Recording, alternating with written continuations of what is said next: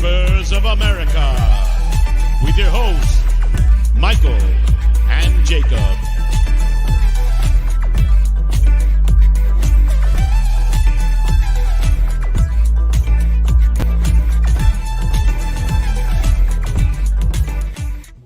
Hello, everyone, and welcome into another edition of the United Spurs of America podcast. With your host, as always, I'm Michael. He's Jacob. Welcome in on a beautiful morning, afternoon, evening. It's beautiful Friday. Jacob, another week in the world of Tottenham Hotspur, and we're actually coming to you live following a victory. And I know it may seem a little bit rare these days, unfortunately, but look. 1-0 over Fulham. Harry Kane scores his 266th goal for Spurs, equaling Jimmy Greaves' record for the club. We'll get into that and much, much more, including some transfer talk, because there's also been some transfer activity, believe it or not, ladies and gentlemen, in the land of Tottenham Hotspur. Jacob, first of all, though, how are you doing, man? Welcome in. We have a very special guest as well. Kuva is joining us today. Loyal friend of the pod. We always love when Kuva is on. The one and also only. In the chats. The one and only. How are you doing, man? Welcome in. I'm doing great, Mike. It's good to have you on with me on another Friday. It's good for everyone who's already been here. Shout out 10-inch. I think he might have already left by now, but shout him out because he is the one and only. Also, shout out all the patrons. We'll mention you in a second. But, Mike, I'm doing good, you know. The weather's cool. I'm feeling cool. I got this robe. I probably should wash it because I've worn it, a few nights in a row now. But, you know, it's one of them things. It's when you're feeling yourself, you're feeling nice, you're feeling good. We got the 3 points versus Fulham. Preston, the Troy Parrott Preston FC this weekend. That should be a dub, but Spurs, they might keep it tight. We might go down 1-0 and have to do something fancy or go to shootout or something. Who knows what's going to happen because it's Tottenham. But, hey, the water is wet, my friend. The water is wet. And it's warm. And this is someone that I've been telling that I want them to get in the pool with me. We're going to bring him in a second, but let me say what's up to Alan Sibley. Shout out. He's in the Soggy Undies Club. In the 10-inch club, we got Goguma, Leo Coys with Mile High Hotspur, and C. Shearman. Big up the three of you. Official supporters, we have Scott M., James Joris, J. Coe, David, Aaron, Dub, Jamie, and Jack Knickie. Shout y'all out, Official Supporters Club. And in the Lovers Lane, the beautiful Lovers Lane, I might add, we got Bobby K, Gina Kim, Tom Markkinen, Colin, and C Cubed. Big up every single one of y'all on that, really. Thank you. Thank you for being a loyal supporter of the pod. But without any further ado, I mean, this is the guy, we mention his name, the numbers rise, people rise, they get up in their seats, they're ready to type, they're ready to talk. We're going to say what's up to the chat in a minute, but before we do that, we got to bring in the one and only Kuva.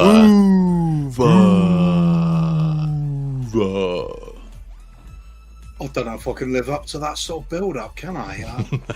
What can I say? Mikey, I'm here for your visuals. Jacob, I'm here for your audio.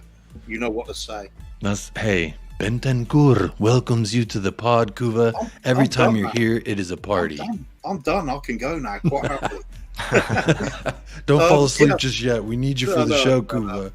No, thanks for having me on again. Always love popping onto this show. It's got a good vibe to it. Need more subscribers. People are lazy.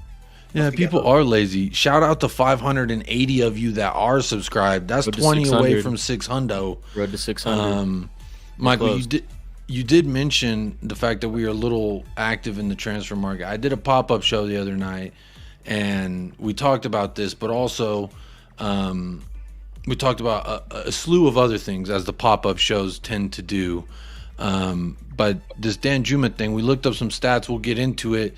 But honestly, as a Lucas Moura replacement, I'm not too upset with the signing. It's a loan. I think it's good business. 6-month loan with the option if we like him. It's a little, what was it, 30 that it came out to after all the perkies. So it's a little expensive, but who knows? If he goes out there and scores 5 bicycles, we might be saying, hey, let's get this guy signed up for a couple of years. I don't know. Kuva, Mike, I really want to know how you two are feeling about this kind of thing. Mike, I want to go to you first just because I haven't talked to you in so long. Mike, what do you think about the Danjuma thing? Yeah, no, you already kind of alluded to it, and I agree with a lot of what you were saying. It's a 6-month loan not really tied down to anything permanently. So if he comes in and, hopefully not, but comes in and flops, there's no harm, no foul done. We just send him back to Villarreal and we say, all right, well, who do we bring in next in the summer transfer window? And if he impresses, 30 mil, look, it's not that much in today's, market for big clubs. Now, are we actually going to spend it? That's a whole nother story. And I guess we'll get to that when we get to that. But, you already said it, Jacob. It's essentially a 6-month contract now with Spurs, and hopefully he impresses. He's impressed before in the Champions League for Villarreal. He played for Bournemouth before also. It's a promising young talent, and I'm looking forward to it, man. Hopefully he brings more depth, obviously, with Lucas Moura being just not able to be that backup role right now on the wing or up top. And, Stellini even alluded to it today in his press conference that they're going to use him either as a number 10 or as a striker. So it's going to be interesting because hopefully maybe he's going to be that backup striker that we truly need. And hey, who knows? Maybe he'll play against Preston. He said he's going to be available. We'll see how much he plays or how much he's involved in. But what about you, Kuva? How are you feeling about this deal?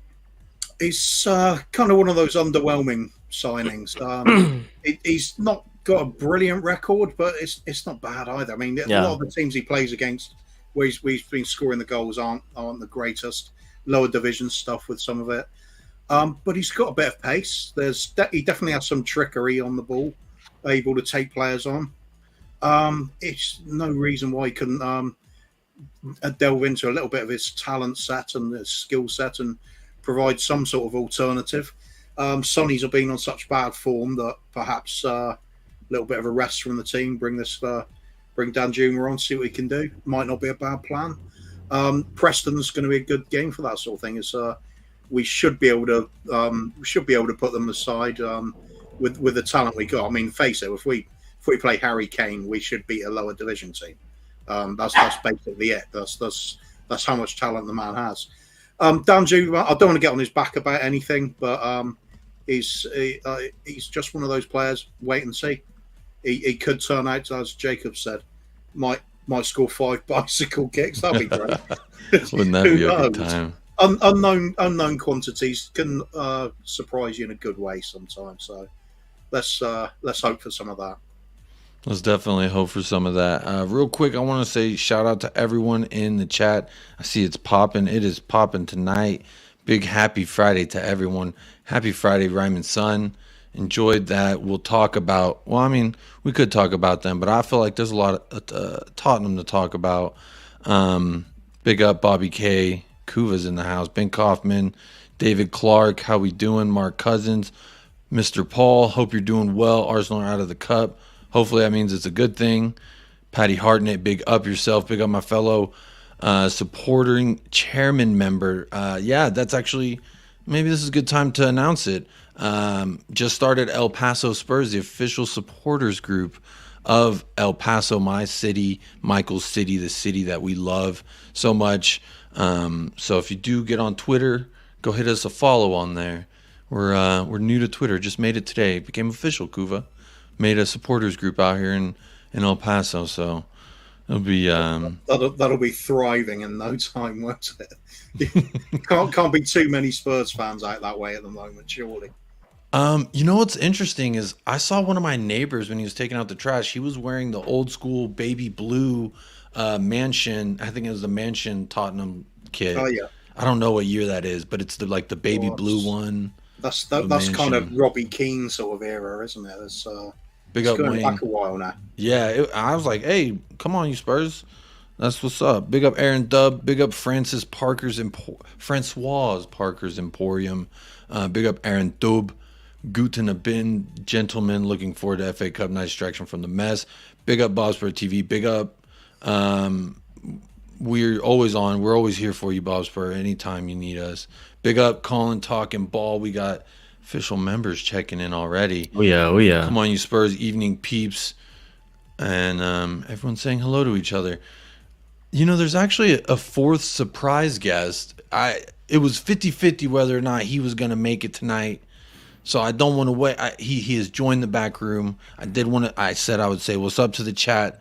Let me welcome in a good friend of the podcast as well. We got Sean Sean. from Spurs Talk Show. How are you doing, my guy? Hi, What's going on? What's going on? How you doing? Oh, I'm doing Good, fantastic, Big brother. up, Sean. How you Long doing, Cooper? time, mate. Long time. It has been. How are you? I know I said it last time, Sean, Big but I up, just want to Amir. say it again, man. I love that chair. I love it. It's so beautiful. Do you want it, bro? I don't would fit love in it. it. I would I no love it. longer fit in it. I now it fits in me. It cuts into my back.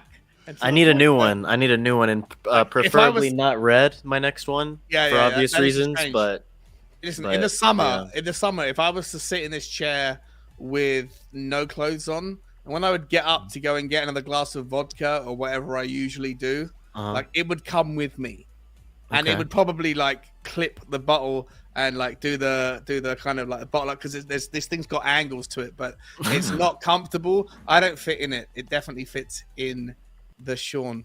How you guys doing? Welcome. doing to good, the- man. Doing good. Doing well. Much better than last week, I guess. Coming off of a victory, obviously, against Fulham, rather than a loss. It seems like we've been kind of getting used to it over the last few weeks, unfortunately. But yeah, man. How about you? How are you feeling after the Fulham match? Big up, Amir. Mate, I'm pumped, mate. I'm pumped. I don't know how everyone else feels. FA but Cup, man. This is the Yeah. one that I thought that we were gonna win. FA Cup at it's the beginning of the we got- season, We so- got to get it done because there's a lot of people out there. You know, I know how certain people feel, and like the lack of trophies is the prerequisite for why everyone feels the way they do about certain things.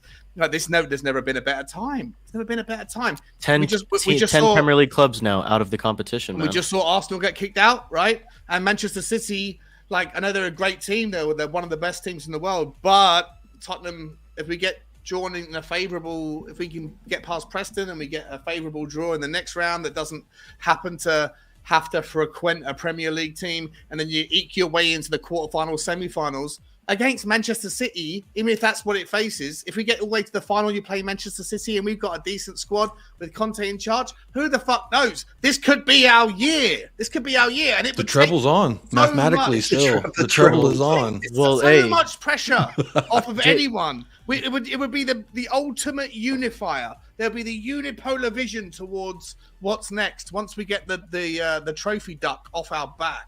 So I'm all about tomorrow, man. I can't wait. It's something Steve Perryman said years back. Well, he says it all the time when he's talking on podcasts and things. It's winning that first trophy that's the big hurdle. If you could get the first one done, you kind of set up for further success then. It's a lot easier competing the other ones.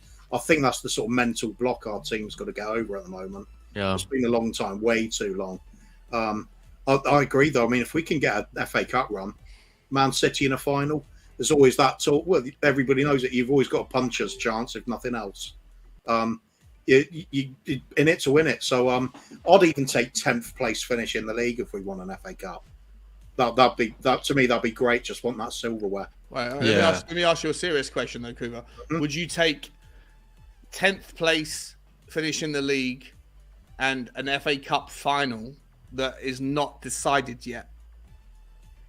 So a gamble. 10? You want to gamble on that? Why so bad, Sean? No, because Kuba said he takes 10th Can we place. change it to like 6th? Oh, Eight. yeah, we Let's can go do that. 8 I was going or to start. 7. I was starting at that low level. I'm happy. Like I would take right now. I would take 5th place in the league. A and an trophy's FA a Cup- trophy and at an the end FA of the Cup- day. No, I'd take 5th. I'd take 5th place in the league if it meant we got to an FA Cup final and then see what happens. Okay. I just want to see how low Kuva's In true Tottenham style, I'm going to 10th is pretty low. and ask who the opposition would be.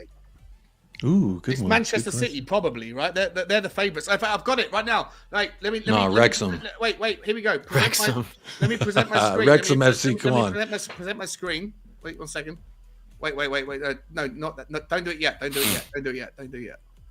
I got Real quick, I don't want to spend too much time talking about the Gooners, but this is something I did want to bring up. Does anyone here think that this is going to help the Goons in any way in their title push? The fact that they got knocked out today. There you go. Loss is a loss. You never know what it can do to derail their confidence. Not that That's one. what I think too, Michael. I think Loss a is a loss is loss. a loss, and once you get some bad, if there's a little tiff between any of them, I'm just hoping that there's any kind of spark to that nest of shitty dry wood that they got over there.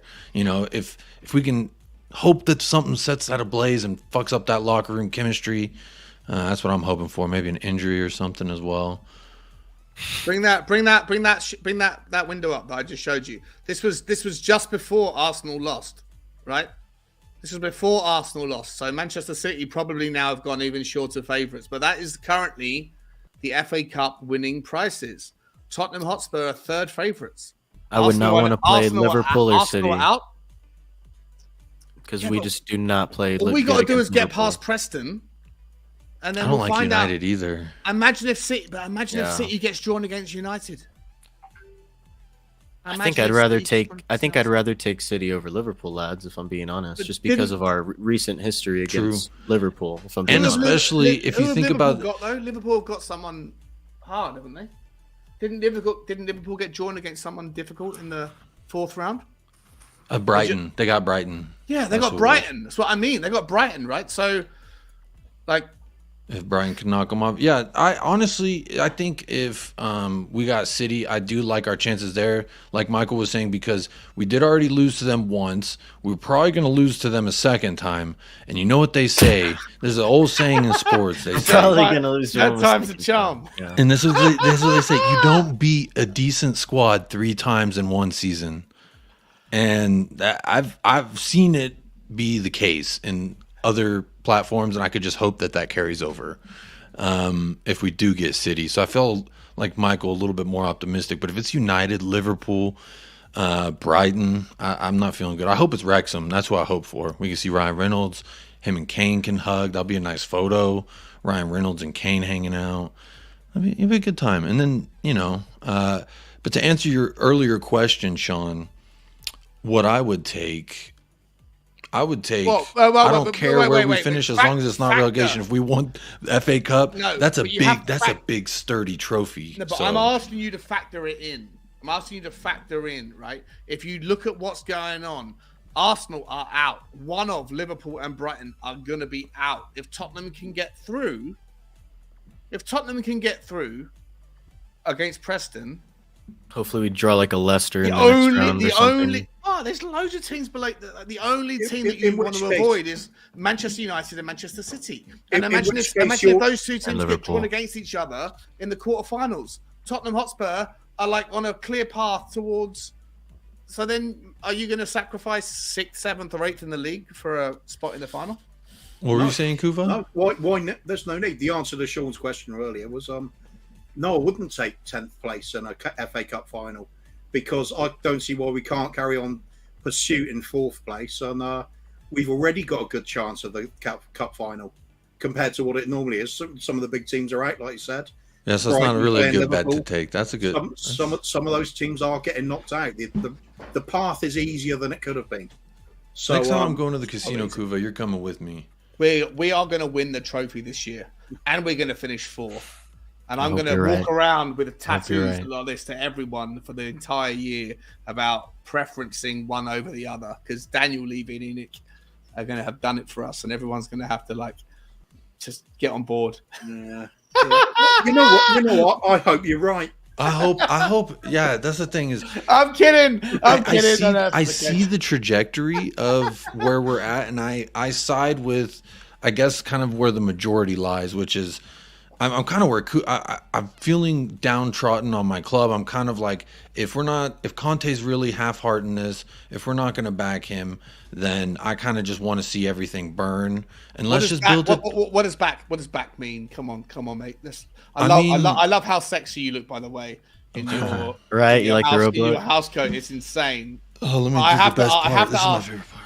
What does backing mean? Can somebody define it? Easy for me. I mean, if Pedro Porro was bought January 1st, not ifs, buts, and maybes. What define it? You're asking me what would it cost? What is backed? I'm saying, what does it mean to back him? If you did this, that would constitute as backing, in my opinion. So ifs and buts do come into the equation. No. Is it based on money spent? Is it based on number of players bought? Is it based on positions paid improved on? Is it based on specific players? Because right now it comes across as a fucking perennially moving needle that is based on reflective analysis that says essentially if he succeeded, he was backed. If he doesn't succeed, no, if the players didn't work out, then he wasn't backed. Sean, let me stop you there, because that's all an argument that sounds like you've had with somebody else. So when it comes to what I'm saying, you got to take it at what I'm saying. This is the same thing I tell anybody I have a disagreement with. It's like, you can have your opinion on my opinion, but like at least listen to me talk about it first. So what I'm saying is, if we went out and we got Bremer and a player that can play Conte's system, Skriniar, and I'm talking about backing him to the point where we don't have holes in our starting 11 and our bench. And yes, that would come down to a quantity of players and a money amount of spend. All those things you were just listing, they're not individual factors, in my opinion, as to like one thing that's the problem. It's all of those things and then some. I mean, look at the fact that if we want to talk about the money being spent, why didn't we keep Madueke? Why didn't we play him in some form or fashion and then sell him for 30 mil? And we would have made 30 mil to then play with the butt. So what I'm saying is, there's systematic problems from the top down. What and is backing? if we're not, it should be simple. It should be simple. Giving what the manager wants. Whatever Conte wanted. Bastoni, what does he want? There's a price you could have spent to get Bastoni here. And I don't want to hear that, he didn't want to leave. There's a certain amount, there's a number that would make him get his whole family and come over here to UK. So backing Conte is signing Bastoni. Again, you're trying to pick apart just one thing that I'm saying. Listen, just listen. It's not simple. That's like saying a relationship is simple. A relationship is not simple. A relationship is very complex, and there's many layers to it. Just like backing a manager, just like running a football club. That's my point, Sean. You're not in charge of the relationship between Daniel Levy and Antonio Conte. What you are in charge of is influencing opinions around what is apparently going to keep those two happy. So I'm not saying that you have to give a specific amount of neck rubs, because it's not you that I'm asking to do it. But what I am asking you to do, I'm asking everyone to do, is when they say this idea of he hasn't been backed, and it's the perennial verbiage that this distances anybody from any accountability, because it's a constantly moving needle. It's a constant moving needle. So you have to give Daniel Levy the benefit of the doubt, or you have to give him a measurement that is something that we can look forward to, not reflect on. The benefit of the doubt. I mean, how many times do you give someone a benefit of the doubt? And I'm just saying this in the short amount of time that I've been, and this is from my experience, not 22 years. I haven't been supporting the club for 22 years, but in the years that I've been supporting the club, I've seen managers sacked. I've seen constant shitty performances out of the same players that are still here and that are still going to be fucking starting this weekend and be starting against City, and they'll be starting the rest of the fucking year because we don't move shit like that out. Jacob, so what I'm saying is, what was Conte backed in the summer? No. Why? Because is it because he didn't meet a certain specific requirement that you had articulated at the start of the summer, or was it because the deals that were done, that were initially approved and that Conte had said that he was happy with, have not ended up? He said he was happy with, because he's not going. He wasn't at a juncture where he was going to actually out the owners to the point where he is now. You're speculating now. I'm not speculating. I'm literally going off of what he's saying. I'm literally going off of what he has said. He said he was happy. He said he was happy in July. And he also said it would take several windows to make a squad that would be competitive. In September, he said that. In October, he said that. Right. All I'm asking for, I don't think it's unreasonable that if we're saying that this guy that Daniel Levy never backs a manager, all I'm asking for is to understand what being backed means. Okay, I've got my answer, and it's dead simple. Okay, as long as it is something that is measurable. So if you're going to say it retrospectively, easy way of measuring it as well. Forward aim it, so I can hold you accountable to what you say today. Yeah, as of September the 1st next year. Same as it always is with building any football team. A consistent level of upgrading the quality of the first team in the position we're in. What does that mean? The obvious measure of that is, do we sign players that Conte picks for the first team? That's another just grey area. Why is that grey area? Do you not believe? Sean, are you saying cut Levy some slack or? Like, yeah, 100%. No, I'm saying everybody Why? everybody was super happy when we signed Bissouma. Everybody was super happy. Everybody, not just Tottenham fans, not just Levy in people, not Levy out people, but everybody in the entire footballing world was saying Tottenham are doing bits. And then all of a sudden, Bissouma doesn't turn out to be the game changer that we thought he was. And then everybody who now chooses to reflect on Tottenham's struggling season says he wasn't backed in the summer. Because look, Bissouma's turned out to be a shit show. It's reflective, hindsight, Harry bollocks. And all I'm asking, no, he wasn't back in the summer because we didn't sign a competent right wing back or and we got more center Longley back. on an We didn't option sell with Dyer loan or with no Sanchez option. or Davies. He never asked for that. He asked for 6 players. He got the 6 So he wasn't back. He said he was happy. He He does want the 6 players. Now you're speculating, Sean. He said he was happy. He didn't say. He never said those were the players he targeted. He said he was happy. Being happy and okay. If I eat McDonald's, I'm happy that I'm not hungry. But was that a meal I'm fucking like grateful for? No, it was a piece of shit meal just to suffice the fucking need I had. Who's cherry picking the subjectivity of verbiage here? You or me? I'm saying I'm taking him. He said he was happy. That to me, he said he wanted 6 players. He got 7. One hadn't arrived. He said he was happy. That to me is a closer thing towards being backed than other people saying, well, I mean, like, you know, like this the McDonald's analogy. How do you want to pay £1,000 for a Big Mac? I don't know. At the end of the day, Bissouma would have, if Bissouma had turned out to be the game changer, if Bissouma had turned out to be the Casemiro, if Bissouma had turned out to be our version of Partey, if Bissouma had turned out to be like our version of whoever, then everybody would have been slightly happier and less angry. But the fact that Bissouma's turned out to be a shit show, he's not been backed. And all I'm asking for is it doesn't hinge on that one thing, Sean. It doesn't. That's what I'm saying. There's a multitude of things. There's a multitude of things, Sean. That's my point. Let's go to Richarlison. You want to focus on Richarlison? Let's go to Richarlison. Right? Was that not a Conte signing? He's been absolutely dog shit. He's been dog shit. 60 million quid, 55 million quid. Oh, well, it's not really a Conte signing. Why not? Come on, guys. You guys that are leaving out, you need to have some fucking accountability. In that case, Jed Spence and Udogie, explain to me how they've improved the first team this season. What? Udogie's not even here. Exactly. How is that backing your manager when your manager's contract runs out before he arrives? I didn't include Udogie in the. Yeah, but I am at the signing. That's not the analysis I'm talking about. Well, why? Who's cherry picking now then? Because Udogie's not even arrived at the club yet.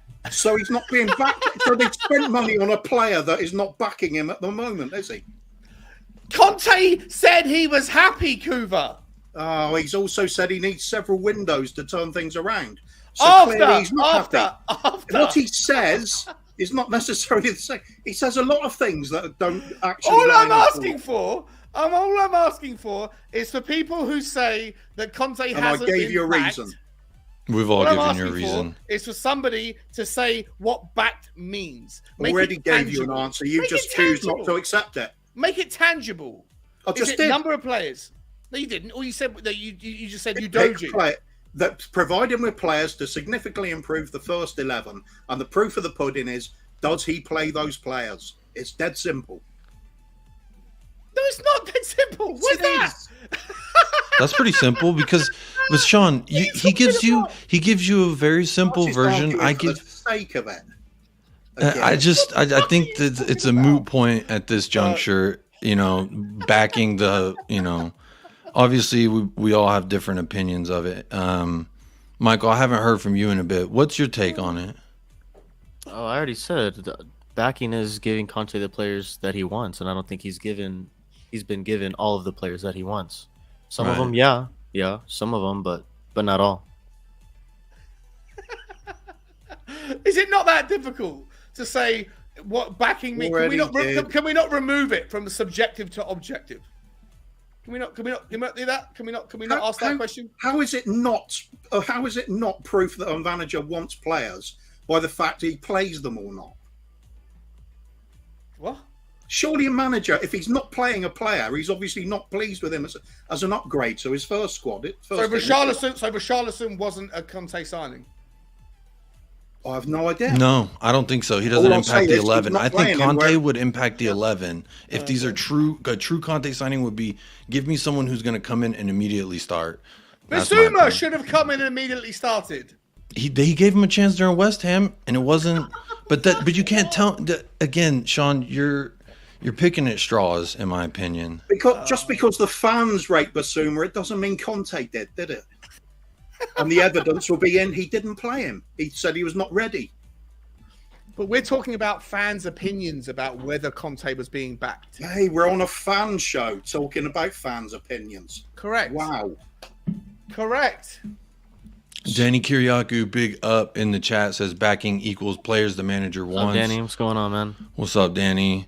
I agree with you, brother. The only player Conte asked for is Perisic. That's kind of where I was going with it as well. The Bissouma argument, I wouldn't say he's been a complete failure either, because we've seen blips and spots where he's been decent. We've also seen very poor play, and I think it goes back to what he said initially in the I think it goes back to what he was saying in the preseason, that Bissouma's just having some problems picking up the tactics. And I think that's the thing, is that makes him sound like he's not a Conte signing. Someone who Conte would want to sign is someone who is down with the tactics, who knows the tactics, doesn't have to come in. I mean, Papa Matessar has been playing the position perfectly fine. What's the difference between the two? You know what I mean? Sorry, Danny's in the comments saying that apparently nobody that we've signed is a Conte signing. Richarlison wasn't one. Jamie, Bissouma official wasn't supporter of the one, pod. nobody's Check. a- Big up, Jamie. What's up, Jamie? Oh, it's hilarious. It's hilarious. I know everybody is like desperate for the owners to leave, but all I want to have is a decent conversation, a reasonable conversation with people that starts with something that starts with objectivity, not subjectivity. Because for me, this narrative that the ownership has never backed the manager, it doesn't have anything that you can actually align that to. It's an ever moving needle. It's an ever transitional. The goalposts just get shifted all the time based on whether or not Tottenham succeed. If Bissouma had come in and smashed it, if Richarlison had come in and scored 20 goals, and Sonny was on form and Harry Kane was on form and Tottenham were top of the league, all of a sudden everyone would be like, yeah, Conte was backed. The fact that Conte is struggling, the fact that Tottenham are struggling, and Richarlison hasn't turned out to be as good as everyone hoped he would be, and Bissouma the same, he wasn't backed. And I'm like, you guys, surely you can see the fallacy that exists within this narrative of being backed. It's a subjective thing that is always based on reflection. It's always based on hindsight. It's rear view mirror. No, it isn't. You're saying yes, that. it is. It is, No, it Cooper. isn't. I've given you the reason for it. You just choose not to accept it. That's all. What reason It's have you your given me? opinion against mine. You're just saying yours is right. What reason have you given? Explain again. That if Conte's being backed, he would be provided with players that are significant upgrades on his first team 11, and he would pick them. What the fuck does that even mean, bro? I'm Do you talking about understand a manager picks players, Sean? Oh my Jesus Christ, mate! I'm talking about factual stuff. You're talking about You're subjective just stuff. being ridiculous and arguing for the sake of it, like usual. No, just like usual, you haven't got a point to make. Yeah. You just fucking sit there and try and be like you're doing the same old shit you always do, bro. Oh yeah. Swing around in your chair a bit, laugh at people, and start belittling them again. It'll come back to you, mate. There you go. You know what? I thought this might happen, Jacob, coming on with him. It is what it is. Cooper is the sort of guy that he is. I'm going to jump off. I like you guys. Get back on your little white horse, mate. See you, Sean. Sorry, lads. No, that's all right, man. Kuva, sorry that it became a little descendant. I was hoping for a nice little friendly chat. In my opinion, I was giving my 2 cents as far as like what I thought.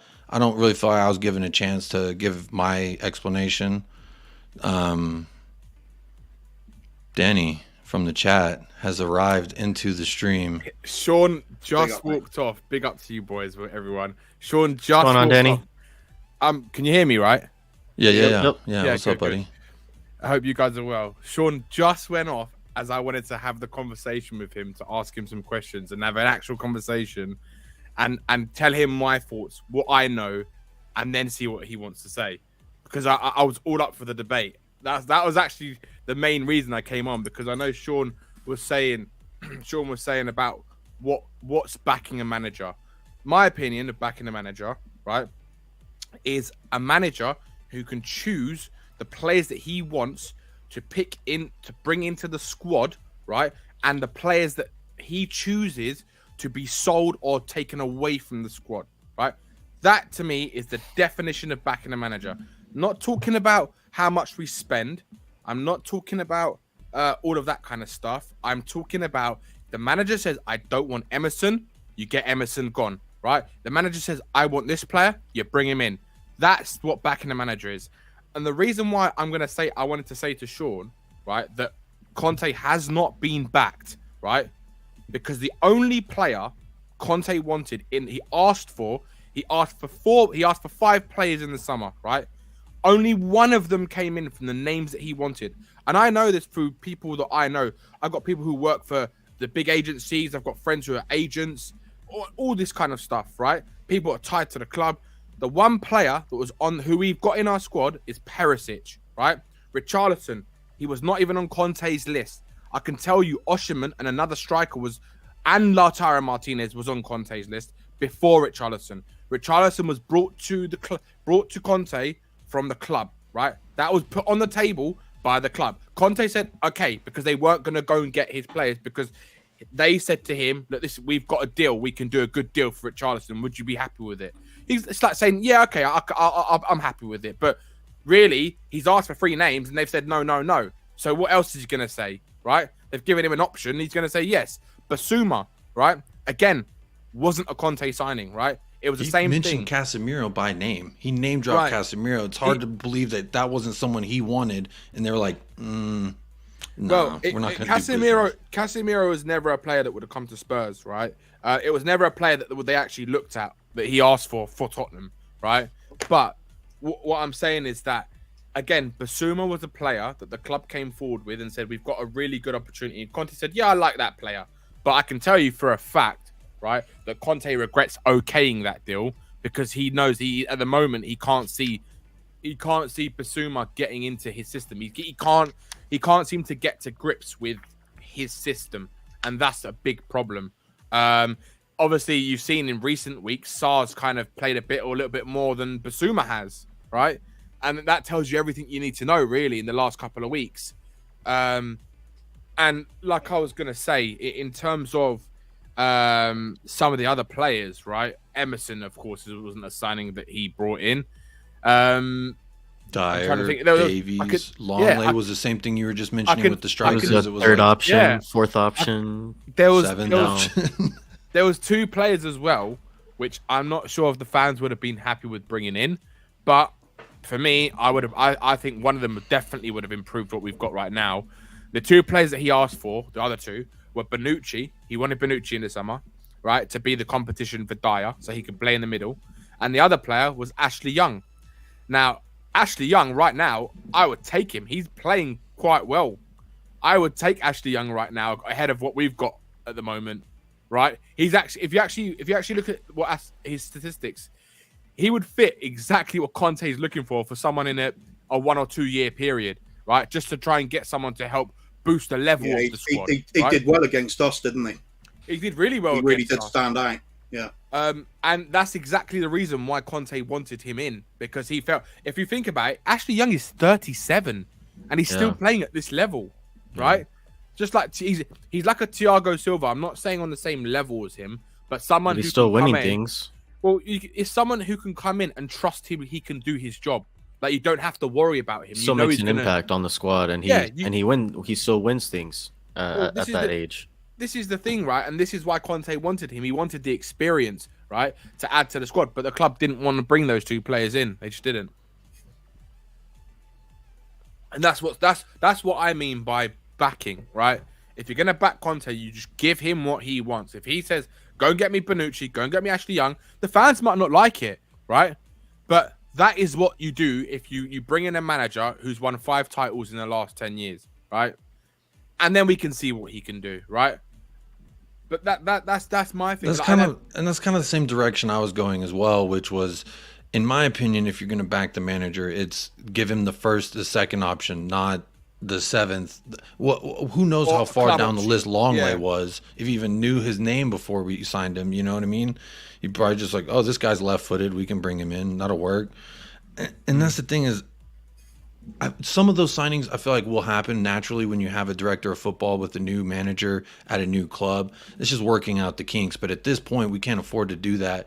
And backing to me still means not just Perisic, because if we look at the business we did over the summer, that's the only one that says I'm a Conte signing. Richarlison signing to me says I'm a Brazil market signing. And I'm, also fuck Everton, which I feel that way. Fuck Everton. I hope they get relegated. And then we take Danjuma. I think it's great. Just keep doing it.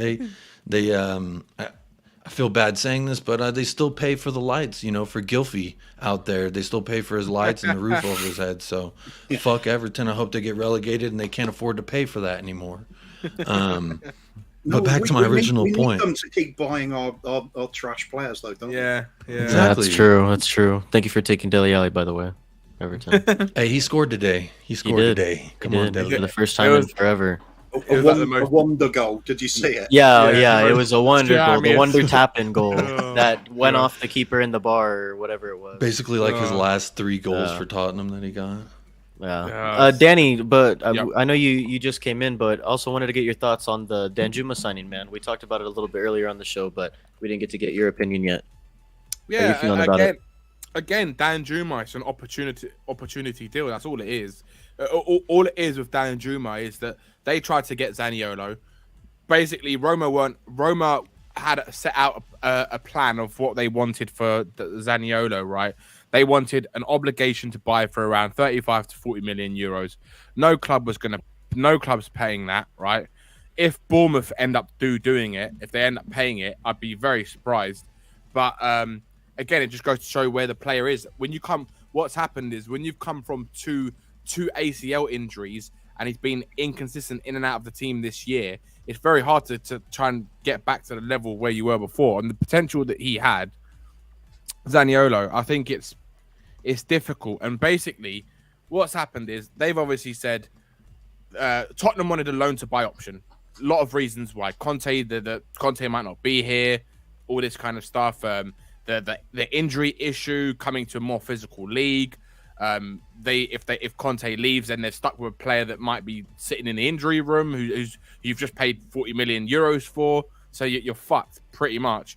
So I understand not bringing him in, but Danjuma is essentially like the last gasp kind of panic buy option. Is basically what it is. He was never on the list. He was never ever looked at. He was like an emergency kind of thing. They always had an eye on him, but it was never an intention to go for him. When they found out they couldn't get what they wanted through the Zaniolo deal, they had to act quickly because basically the deal obviously had already been agreed with Everton, right? It was all done. He actually had the papers there, and what had happened was that his agent got a call from Spurs, right? And basically, as soon as he heard that, he was holding off, but he was holding off sending his papers through for registration, right? To basically register register his contract, basically the transfer through of the clubs, because they need his signature to basically say, yeah, okay, now we can complete the deal. But he wasn't sending his paperwork through, and they were trying to contact him to say what's going on, and he was ignoring their calls. He then was planning to come down to Tottenham to speak to them, do the medical, and sign the deal for Tottenham. So he completely basically ghosted Everton.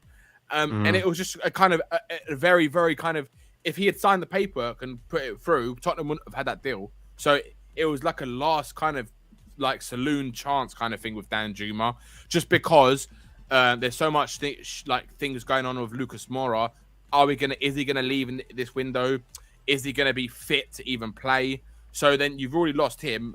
Gil, they still don't know what they're gonna do with him, and it's like they just need Sevilla are knocking. Yeah, do you know what? Danjuma, all it is just bringing a body in, right? Bringing a body in just to kind of make up numbers. He's a left winger, mainly a striker, to be honest. He's played mainly as a striker for Villarreal. Stellini said that's probably where he's going to be where he's Yeah, going to be played, and then us just- as a 10, but probably as a striker, I But- would assume. What does that do for Richarlison? What does that do for Richarlison? If he's Hopefully, already maybe coming in? left wing, more of an But the thing option is, on the left wing. But it's Richarlison, just, I I don't know can tell you, if he'll Mike, actually drop Son.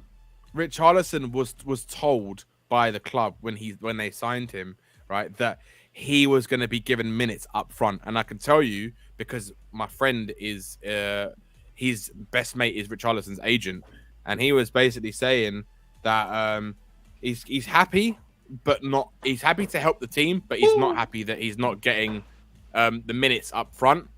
And if you brought in Danjuma and you come in and say, well, he's going to be your number 9 or 10 now, ahead of Richarlison, what does that tell Richarlison? It's not. And the one thing about Danjuma, the stuff that I've heard about him, he falls out with players, he falls out of managers. He's not the greatest person to have. He's a bit of an arrogant person. And I just hope that it don't mess us up even more in the changing rooms, to be honest with you. I think it's a complete panic buy, and I think this, to me, is the definition of Tottenham not giving a fuck and not planning, and this is the definition of how a club acts if you don't care about football. This is the definition. Low risk punt, isn't it? Yeah. It's a low risk punt, yeah, because there's no planning to it. There's no nothing to it. Tottenham are a fucking Champions League team, and they're acting like they've just come up from the Championship, trying to stay in the division. That's how they're acting. It's fucking making me sick, honestly. Like, honestly, guys, I've had enough of Spurs. Like, I've genuinely had enough of them. Still no money spent, by the way, and it's January 27th. It's ridiculous. Quick reminder. I mean, Leeds have spent money. Wolves have spent ridiculous money. It's just ridiculous. It's honestly a joke. Yeah, and look, as far as I'm aware, I think the PORRO deal will go through. But if there's one man in football that can fuck it up better than anyone, it's Daniel Levy, and that is the 1% chance.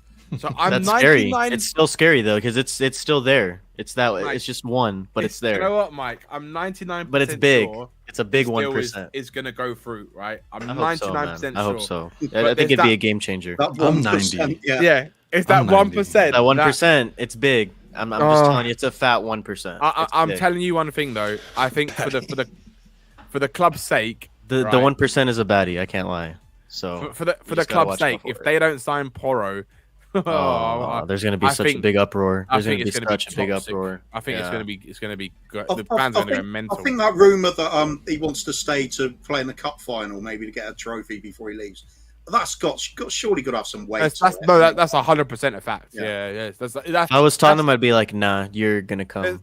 There's so many That's just me, rumors though. out there, right? There's so many rumors out there at the moment, and saying, "Oh, they've moved the goalposts and all this and that." No, that's rubbish. The deal was done in the week. The only thing that would change was the fact that they asked Tottenham to allow him to play for the final. They were obviously at first they were like they don't want him to do that, and they pissed him off a bit. But my opinion after, obviously they agreed to it and they said it's fine. But my opinion is who the fuck of Tottenham? Why have they got a fucking divine right to be upset with it when they're not paying the release clause? This is the reason why he's not in the Tottenham squad right now. It's because Tottenham are paying less than the release clause, right? So that they can structure the deal of the payments over a number of years, so they don't have to outlay a massive all-in-one hit fee, right? Or £39.5 million. That's why they're getting this deal done without having to activate the clause, and that's why it hasn't been done right now. Because if it was, he'd be a Spurs player at the beginning of January, would have activated his contract. So let me ask you this, Danny. Let me ask you this, Danny. I don't want to use the B word, the what is it, 5-7 letter B word we were using earlier. I don't want to use that word, but if you're B wording your manager, don't you just pay the fucking clause and get this guy in January 1st so he can be here for the North London Derby, the Manchester game, and maybe make a difference for your season and really back the manager? Or are you going to scrape the bottom of the barrel and just see if you can get by with what you can get by with to make top 4? And I feel like that's exactly what Conte has said as of late, that this club's ambitions are 4th, and that's really it. And he's like, realistically, I can't even get that. I might get 5th, 6th, 7th. And We had talked about it, man, in December leading up to the January transfer window. We were like, I hope there's multiple signings lined up already, and I hope they spent that World Cup lining up those signings. That way we have a chance to actually, for them to make an impact in those big games that we've already played and have already lost. Not a fact. Paddy, that's not a fact. I can tell you that because I'm telling you, Paddy, that's not a fact because I know the guy who's best mates with the guy who owns CAA agency. That's not a fact. So that's wrong. That's a complete lie. If Tottenham wanted to activate the clause now, they can activate it. Don't believe anything else you hear, Paddy, because it is just a distraction. That's all it is. Every bit of other news coming out is a distraction because if the deal doesn't happen, this is the excuses you're going to hear in the media, right? You're going to hear things like, if it doesn't happen, you're going to hear, oh, there was an activation clause, or oh, they moved the goalpost, or oh, it was this or that. You're just going to hear the fucking excuses come out of the woodwork. It's just going to happen.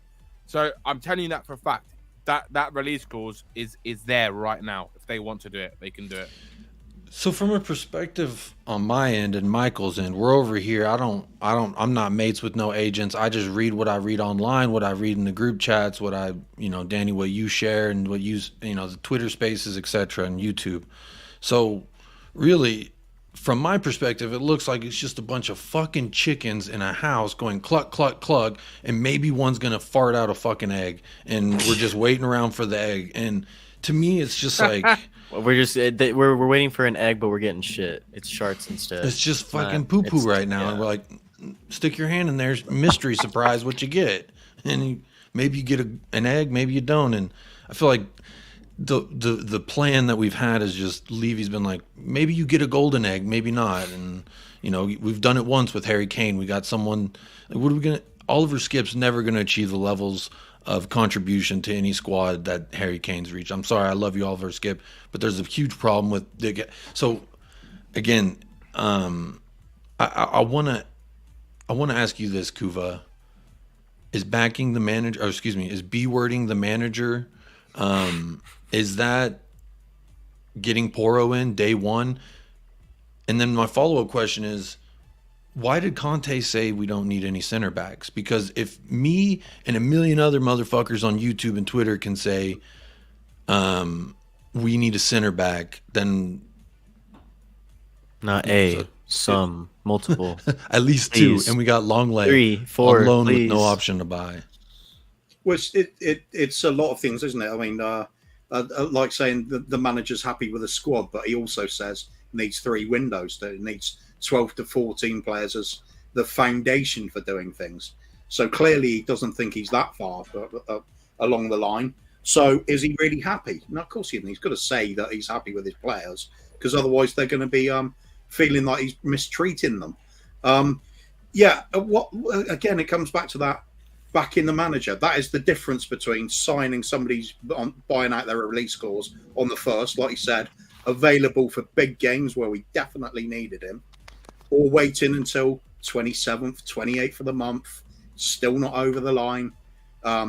Areas of the team. Instead, we played Doherty and Emerson there. Yeah. And proceeded to lose both big games.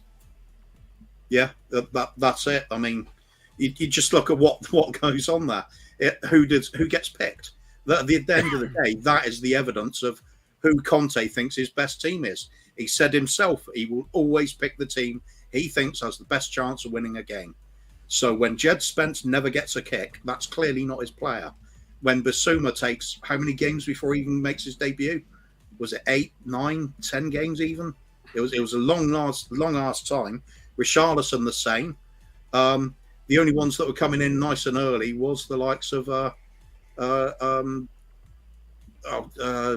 was it? Perisic, and I think, or even Longley took a while to get in the team, didn't he?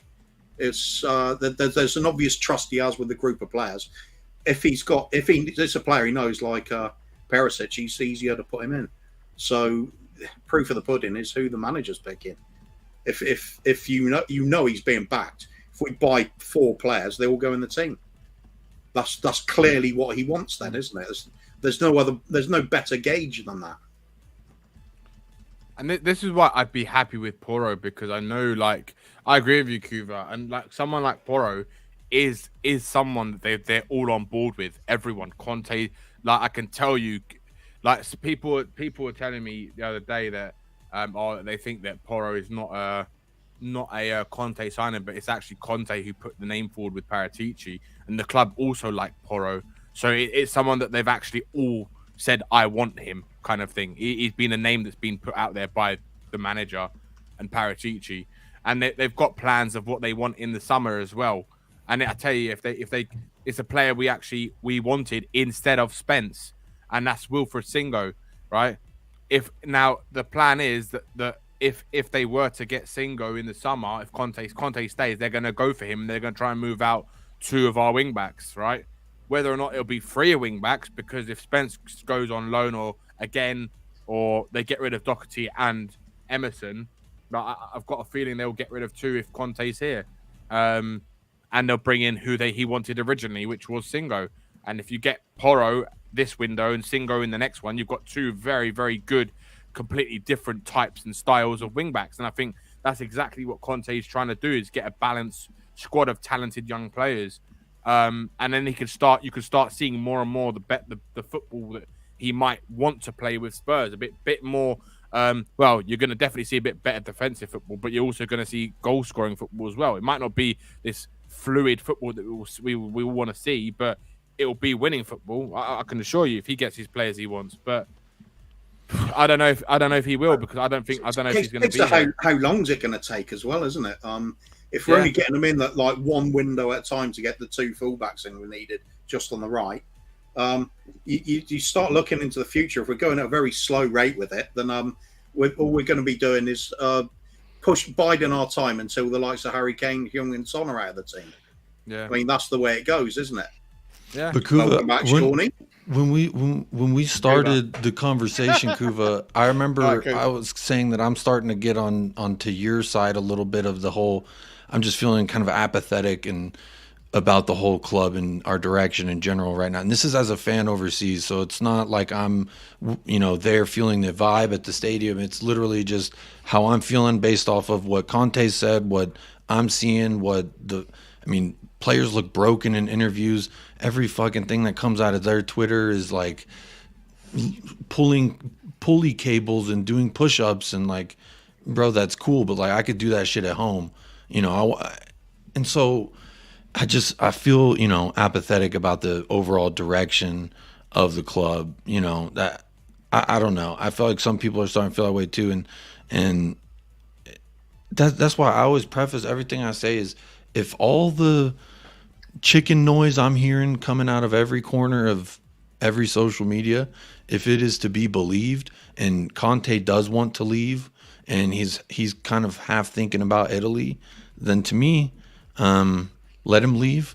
I hope he badmouths the owners and there's a riot and we burn the fucking stadium down, rebuild old White Hart Lane, and let's just start over. Because you know what happened? We might get some trophies along that way, and really that's all I care about. So I just want to I want to see some success. I want to see some joy, and not just a trophy, but like sustained success. I don't want to be like a Blackburn Rovers type. I want something, and I want it to be like long lasting. And shit, I'll even take the little success that Liverpool had. They won a whole bunch of trophies. Now they're on the downtrend. I'll take that. I think that satisfies everyone. You get some trophies, some nice memories. Because what is the last real like highlight we had? And that seems to be tangible to me. I like that. It's nice. It's a nice tangible line in the sand of what you're accepting. I like that. I can reflect on that in a couple of years and see whether we made it or not. Yeah, and I mean that's, again, I'm just giving you my perspective as a person across the pond from what I see, and I know there's a lot of passion in this game, in this realm of everything. So I just want to say, let's just all be friendly. I'm here to chat Spurs. I'm here. I don't like drama. I don't want that bullshit. I know everyone on this panel is the same. So let's just, Michael, I don't know how you feel about it, but the direction of this club, are you as I think you were a little more apathetic before I was, but really the past couple weeks, my train has been slowing down. Where are you kind of sitting? I've been punched in the nuts time and time again, it feels like, over the past month. That's just me, though. Losing to Arsenal, losing to City, not signing any players until, what was it, the 25th or whenever it was that we signed Danjuma. I don't know, man. I'm cautiously in between optimistic and pessimistic. Like, I'm just waiting, you know? I'm just waiting to see what happens at this point. I can tell you, I can sit up here and be like, I hope we sign Bastoni or Vardiol or both of them, and I hope we sign Pedro Porro, and who knows, maybe even get rid of Doughboy and Emerson in the same window, and then sign an attacking-minded midfielder, and then sign another striker for some more depth, and maybe another winger for more depth. I can sit up here and tell you all that stuff, but at the end of the day, I know it's not going to happen. So I'm just patiently, like I said, in the middle. I'm just waiting to see what happens at this point. Because like I said, I just feel like I've been kicked in the nuts over and over again in the past, 21 days or so, you could say now. It's been rough, man. It's been rough to be a Tottenham fan since we've returned from the World Cup, especially when your arch rival is doing the exact opposite and things are going the exact opposite for them, outside of obviously what happened today. But it's just feels like gut punch after gut punch. I'm just hoping for the best, man. Mm-hmm. Well, Danny, you texted me. You wanted the link. I think you wanted to talk to Sean about what Sean was saying. Is there a certain point that you particularly want to talk about, or what are you thinking? No, just what Mike was saying. I agree with. I think with where we are now, the one thing it comes down to at the end of the day is a plan, and this club just doesn't have a plan. The way they're going into the market, Danjuma is not a planned signing. Look at Arsenal, right? If you look at the way Arsenal are doing things now, they planned to try and get a Mudryk in, right? But again, what happened was obviously Chelsea just paid more money to buy him, and they went to the wire. They nearly went to 100 million euros, right? They just fell underneath what Chelsea were offering. That was it. So they were prepared to pay that. And if they got him, bloody hell, they would have got a fucking talent in their squad. But what they did was they acted smartly. They saw what opportunities were around. Trossard was going to leave, and they saw as a good value for money squad filler. And I think it's a great player to have in your squad. Look, so Trossard wasn't part of the plan, but he was an amendment to the plan. He was, from what I was told, he was on a list, but it was never someone they really wanted to go for unless they had to. But he was kind of drawn up as an option, but they were never going to go for him because they kind of wanted to put all the eggs in the Mudryk basket. But as soon as Chelsea came in, they had to change. They had to obviously look at who else was on their list. I think they wanted there was another winger they wanted, but obviously Trossard was the best option in terms of financially, the best kind of deal they could get. They could get him in quickly. But he's a good player. He's having a good. But he wasn't part of their plan, right? If we're gonna have a debate, if we're gonna have a debate, Danny, about like these things, right? You wanted to come on and have a debate. We have to like have a little bit of like rules of engagement. We have to assume a couple of things. The things that you may or may not know, the things that you do know or you've heard from other people, that's hearsay, right? Like it's hearsay. It's not hearsay. It's what I've been told from people who are involved in what's going on. It's still hearsay. It's still hearsay. No, it's hearsay to you, Sean. It's hearsay to you as well. It's hearsay to you as well. I believe it because these are people who work for the agencies who are involved in these deals. And that may or may not be true, right? It might very well be true. No, it's true, but I'm saying you might not believe what I'm saying. I believe everything. I believe everything you say. No, you don't have to believe what I'm saying, right? It's hearsay to you, Sean. Right? It's hearsay to you as well. No, you've heard it from third-party sources. That's what the definition of hearsay is. If you want to say it like that, that's fine. Okay, I'll agree with you on that. Then, if you want to say it's hearsay to me, it's hearsay. But I believe it. You don't know what's going on. You're hearing it from someone else. I'm hearing it from you. It's all hearsay. So yeah, but I'm hearing it from someone who I get very good information and that's fine. From, and never normally wrong. For the purposes of a debate, the majority of the stuff, bro, that you drop into WhatsApp groups is already knowledgeable to most people via people that like we've heard it on Twitter anyway, right? But what I was saying is it's not. But anyway, go on. The stuff that I say, Sean, is days before people publicize it on Twitter, because the people I speak to don't publicize shit on Twitter. Right? They're not ITKs. 99% of the stuff that you've said, it's not the first time I've heard it. Yeah, because you've seen it after I've posted it. No. Yeah, no, Sean. No. If you go to the chats and have a look at when I post stuff, listen, right, I post something, and then the news comes out a day or two later. That's absolutely not. That's absolutely not true. That's 1 million % not the fact. You're arguing me, Sean, on something that's actually true. You're actually literally 1,000,000%. The stuff that you drop into the WhatsApp groups that I'm on with you, bro, is already out. No, it's not out there. Now you're twisting it now, right? That's not true. It is not already out there. It comes out after, right? If you want to believe that, you can believe that. That's up to you, Sean. The only thing that you've ever said, the only thing that I can remember you ever saying that I hadn't heard before from some other source, from viewing on any other source, was Le Crocs. And yet that name has not ever materialized. Everything else that you said has already been knowledgeable to me on some level. Okay, it's just it wasn't there before. Sean, anyway, I told people about the PORRO stuff before O'Keefe came out, but you want to discuss what I tell you in a WhatsApp group, right? Dude, I tell you these things, right? But hold on, let me just finish this, right?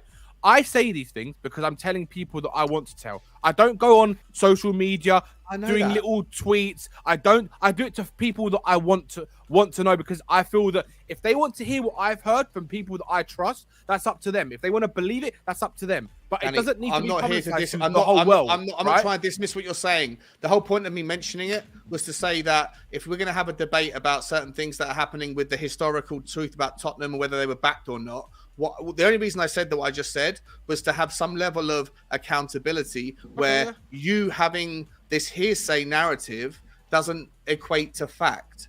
That's all I was saying it for. But for what it's worth, at the same time, 95% of the stuff that you've said, I've heard before anyway. That's all I'm saying. But put that to one side. That's irrelevant.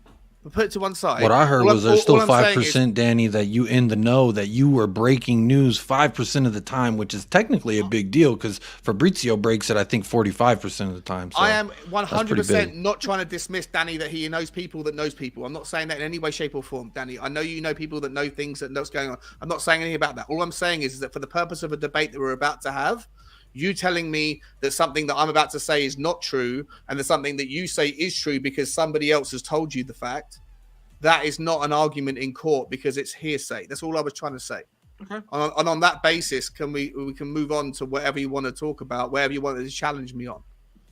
No, yeah, okay, that's fair enough. I was just going to say about we're having that discussion about backing a manager, right? Yeah. And how, in my opinion, what I see as backing a manager is getting in the players that a manager has asked for to be removed from the squad and bringing into the squad, regardless of who it is.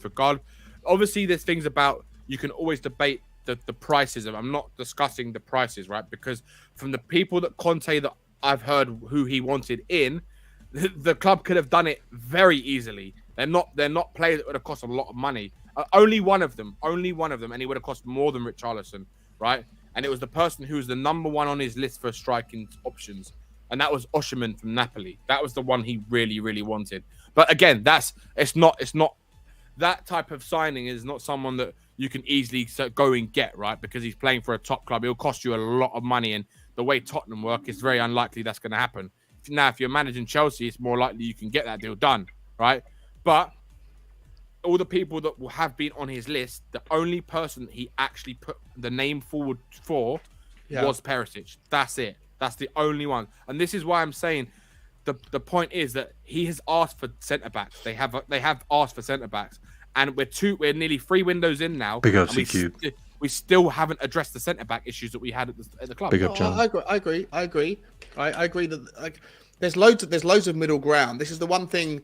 As much as Kuva and I are in a point in our relationship where we are fighting a lot and we don't agree with each other, and it goes to a nasty point, and that shouldn't have happened between Kuva and I, and I'm sure Kuva regrets it as well. So do I, Kuva. Right? It's fuck off, boys. Poor form. No, Danny, I was getting a bony. Come on, man. Keep being nice to each other. That was nice. Kuva and I used to be super close, and we're not currently, and that was just silly from both of us. So we'll sort it out, Coof. But look, we all want the same thing. We all want the same thing, right? And listen, if there's anybody in the community that is more given the accreditation, or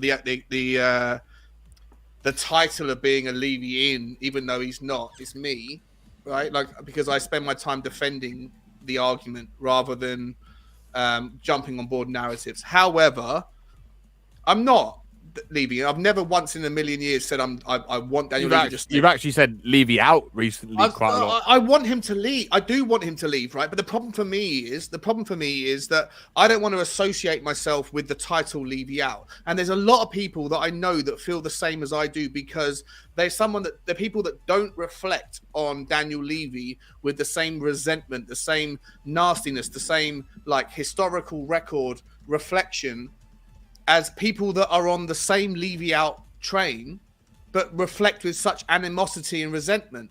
Like, we all want the same thing. We all want an owner that can come in and take us to the next level. We all want that. For me personally, I will never align myself to Levy out because of how it is generally accessed. The people and how most people, or some people, or the overwhelming majority feel about the ownership. I don't feel that way. But I also want them to leave because I think they've taken us as far as they can. So I'm more than willing to promote a movement that is the same as Levy out, that asks for them to leave, but doesn't have the same the same association as Levy out does. We'll call it the 1882 movement or something like that, right? And that is a movement for people that are grateful for Daniel Levy taking them as far as they can. But now say, dude, you ain't prepared to go the next level, and we need the next level, so it's time to go. So if there's people that feel the same as me, I want to start a hashtag 1882 movement or something like that is saying the same thing. Like, it's time for you to go. It's time for you to like sell up and move on, because we know that we can't get to that next level under this new this system. The game has changed, and I'm all about that. However, whilst we are where we are, I will always challenge some of the narratives. And one of those narratives, which is why Danny wanted, I guess, to debate me on it, and I still challenge Kuva on it in a respectful way, is I don't know what being backed means. And I know that Kuva tried to say it, and I watched it back before I jumped back on, and Kuva said that being backed is improving the first team, essentially to a point where Conte can select players that will improve the first team, and then Kuba can and the Conte can have the choice. Is that basically it, Kuba? Is that what you were saying that being back means? Yeah. Consistently doing it. Yeah. So, and my problem with that is that Bissouma was probably one of those players that could have done that, but hasn't turned out to be like that. And Richarlison was probably one of those players that could have been that, but probably didn't turn out to be like that. Right? I think you're right in the respect, Sean, where if players like Richarlison and Bissouma just lit up Tottenham, right, like kind of how Kulu and Bentancur did, then people would probably use the narrative he was backed, right? Because then they've done well. It's a hindsight thing, right? I think like a lot of people would probably say, "Oh, yeah, he's being backed." Like it's Spence. Even though Spence is actually, we won't use that argument, but if Richarlison had come in, he's got 15 goals in the league. He's been our second star boy in the Premier League or whatever it is.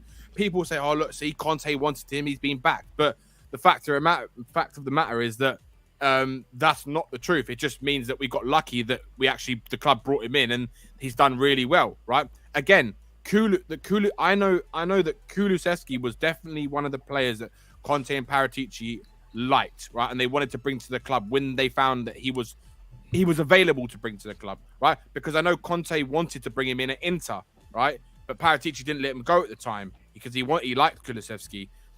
Now, Bentancur was kind of like that opportunity kind of deal where it was like, look, he's a good player. They liked him. They've seen what he's available. And they said, yeah, well, let's bring him in. He's a good option. It's cheap. It's not going to cost a lot. And he's done very well. But I would go as far as say even Bentancur wasn't a Conte signing, really. That was more a Paratici signing. That was one that was brought to him. So who's been a Conte signing then? What you're saying is that the only one is Perisic. So then why would Conte be happy? Because if they're not getting, it's like the same situation. Pochettino. I can't buy that. Right? I can't get on board that narrative. Let me just finish what I'm saying, sorry, and then sorry. you can say it. No, right? no, carry on. It's like Pochettino, right? Saying, right, can you go and get me Bruno Fernandes? Well, we can't get you that, but we can get you this option. And then he's like, well, I don't really want that. And then they'll say, like, well, there's no one else really. And that's it, right? It's either him or nothing. And he'll be like, well, okay, then I'll take him. I'll see what I can do with him. All right. It's kind of like taking what option you have been presented. That's kind of what it's When been has like Conte ever been the settler type in any other walk of his historically management? Because he's never done that anywhere else he's gone. He's always the first time he's been disappointed. He's gone, fuck this, I'm out of here. Yeah, but the difference is at Spurs is that he was kind of under the assumption that he's going to be given certain elements. It's going to be like a compromise kind of after thing. 18 right? months. But his average tenure at any other club is less than 18 months. It's really less than 18 months. Yeah, it was 18 months. Right, he spent 2.5 years at one place, less than a year at another place, 2 years somewhere else. Right? So about 18 months. So to suggest that he's like sacrificing his better judgment because he's been sold on some Daniel Levy curse, I just don't buy it, right? I just don't buy it. And Danny, as much as like you might know people, and I'm not saying you don't, they may tell you certain things. Like we've all got to work on some basic premise of logical fallacies. And to me, like if Conte has of the 15 players or the 14, 13 players that have been signed under Conte's tenure, if you're telling me the only player that was signed that was his choice was Perisic and maybe Kulusevski, and everybody else wasn't his choice. It just doesn't add up to his. Sorry, just to add to that quickly.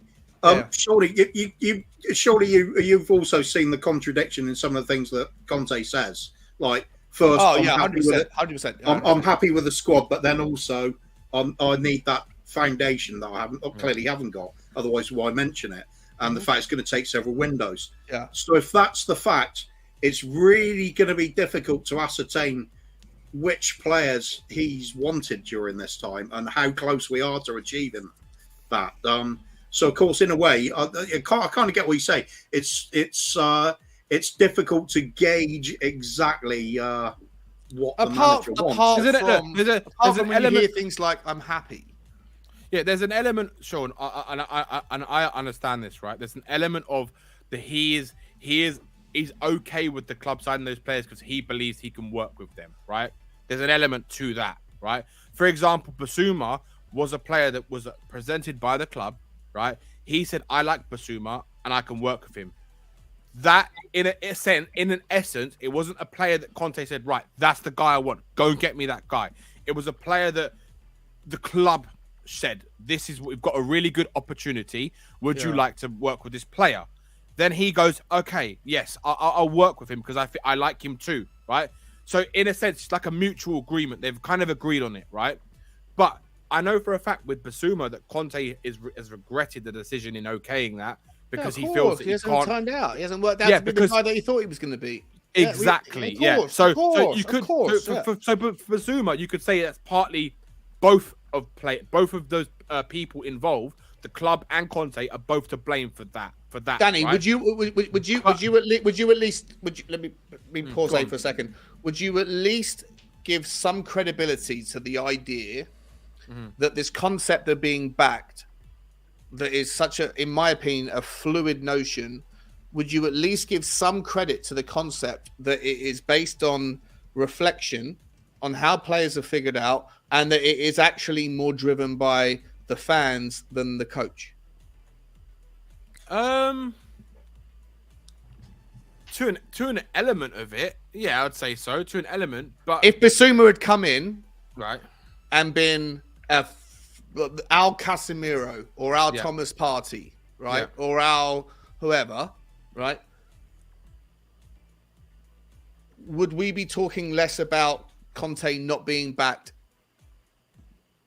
If Richarlison had come in and scored 12 goals rather than 0 in the Premier League and 2 in the one game, would we be talking less about Conte not Yeah, being back? I think understand so, where I'm coming with that? Yeah. No. That's what I said earlier, Sean. I said the exact same thing you're saying. I said there is that hindsight thing of if the players had turned out really a lot better than expected, then people will probably use the narrative as, oh, but Conte has been back, and people wouldn't argue against it because they've done really good. Yeah, I do agree with that. If Porro comes in and is a fucking shit show, God forbid. God fucking forbid. Yeah. But if Porro comes in and is an absolute, if he's the next Serge Aurier, right? If he creates four, if he gives away four, still penalties, an upgrade at the position technically. If he comes in and he's the next Serge Aurier, Serge is better than what we got right now. We'll find out, right? We'll find out. But if he comes in and is an absolute shit show, then Conte wasn't backed. If Danjuma comes in and scores 3 goals, if Danjuma scores a hat trick tomorrow evening, is he suddenly a Conte signing? Right. So I'll tell you what. No matter what, because I know about Danjuma. Yeah. No matter what, I will. Even if he does well, I'll say the club got fucking lucky. That's what I would say. Yeah, but it's a pivot, right? Listen, one thing I say on that, Danny, like Conte didn't want him. Of course, but Arteta didn't want fucking Trossard. Right, like you have to. If you are a reasonable fan and you look at coaches, you have to accept a reasonable level that, as much as a club may have a plan in place, that they have to at least have 20% of their open-mindedness towards opportunities that arise in random circumstances, and go, fuck, well, we couldn't get him, but that one's come along. But no one planned for Trossard to Arsenal. Right? I can tell you for a fact, right, that the one who was pushing the Trossard move was the agent. He offered Trossard to 6 Premier League clubs, right? Well, that's their job, though, isn't it? That's their job. Of course, it's their job, but he offered them to the top 6, right? Yeah. So it was a matter of, right, he's available. This is how much he's going to cost. Who wants him? That's kind of it. And obviously, at the time, we were the first ones to go to Brighton about them. And we offered a fucking shit offer. Yeah, right? I get that. We're the ones who actually wanted Trossard. It's a disgrace that we did that. So I'm not going to defend our ownership on that one, because I won't defend our ownership on loads of shit. I think that was a fucking shit show. We should have got Trossard. We should have also got. It's funny, Sean, because he was actually one that everyone wanted. That Perisic, Conte. They all wanted Trossard. I'm furious that he's at Arsenal. I'm furious, and I think Daniel Levy's a fucking idiot for missing out on that one. So I'm balanced. I'm going to call him out as I see it. Right? I understand what you're saying though about. I do understand about what you're saying about it. It's hard to like determine how you can consider someone as being fully backed.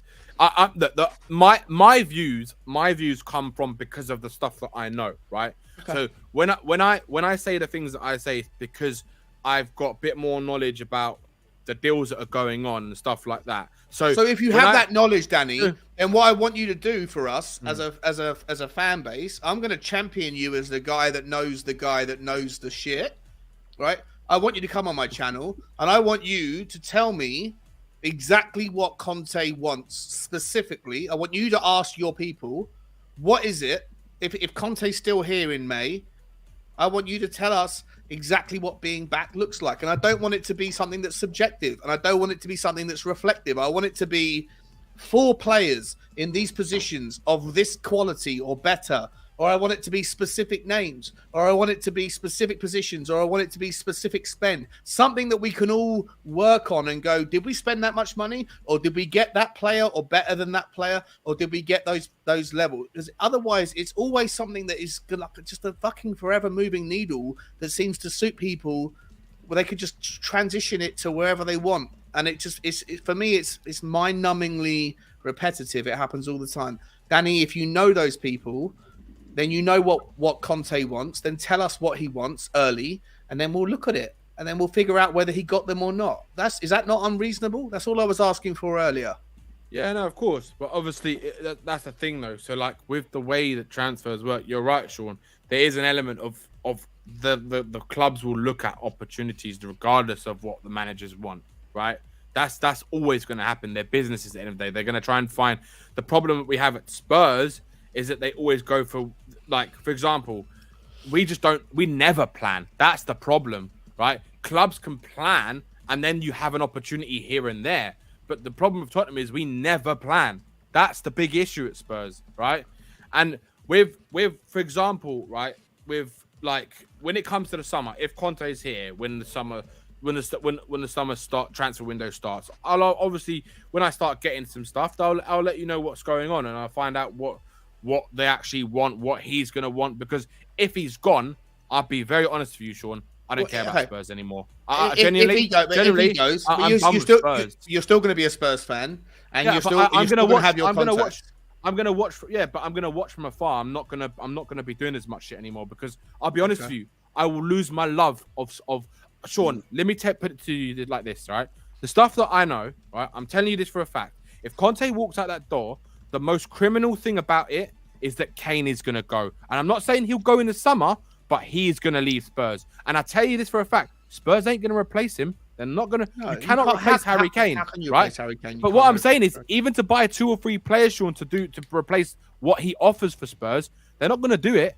And this is why I'm saying, if Conte walks out this club, my love, Danny, I'm not gonna go to. What I would say to you about that, though, fine, that's fine. I'm sorry to hear that, but what I would say to you is, at some point in the next 5 years, Harry Kane will have kicked his last football at Tottenham Hotspur. Yeah, of course. At some point, Conte will have coached his last game. At some point, Daniel Levy will have signed his last check, and yet we'll all be Tottenham fans, right? Yeah, we'll carry on. And unfortunately, with regards to Harry Kane, it doesn't matter how much money you get for Harry Kane. There is nobody that will replace Harry Kane. So whether it happens in 6 months or 6 years. Well, didn't he just have a son? Yeah, but maybe in 20 years. Yeah, 18 years we might have Harry Kane Jr. For the time being, Jacob, I'll stop talking because I know I'm rambling here. I'm passionate. No, go on. But we have to at some point come to terms with the concept that at some point Harry Kane will not be scoring goals for Tottenham, whether it's in 6 months or 6 years, right? But there's nobody that's going to be able to replace him. No, of course not. Perfect player. But Sean, I don't think that's the problem. I think everyone has a lifespan. The problem is the fact that we have had probably and arguably one of the best ever Spurs players come through our own ranks, right? Yeah. To not have an ownership that matches the ambition of the guy who wants to do everything for Spurs and has done everything individually, but he hasn't had a team built around him with the same level of player that he is or close to him, right? Or let me say a squad, right? When I say a team, I mean an 18-man squad, right? And to have an ownership that have done that to him is the biggest criminal injustice you could possibly have. I suppose on a rare occasion here, I could actually say you've got to give Levy some slack, because he took over from Sugar and it was no different then. We had Sol Campbell when he left. We're all furious about it, and we'll slag off Sol Campbell constantly. But there is something he said that was damn true, and that was we do not have ambition at this club. No, he was off to win something because we lacked it. Teddy Sheringham says the same. So it's not even a new thing with Levy and Enoch. It's kind of the fact. I mean, I've always been of the opinion. Sean, I know you always like to make the point. If you're going to blame one thing on Levy, you've got to accept all the good things and the bad things and just look at the whole lot. For me, it's always been about the fact that we get to Champions League like 12 years ago.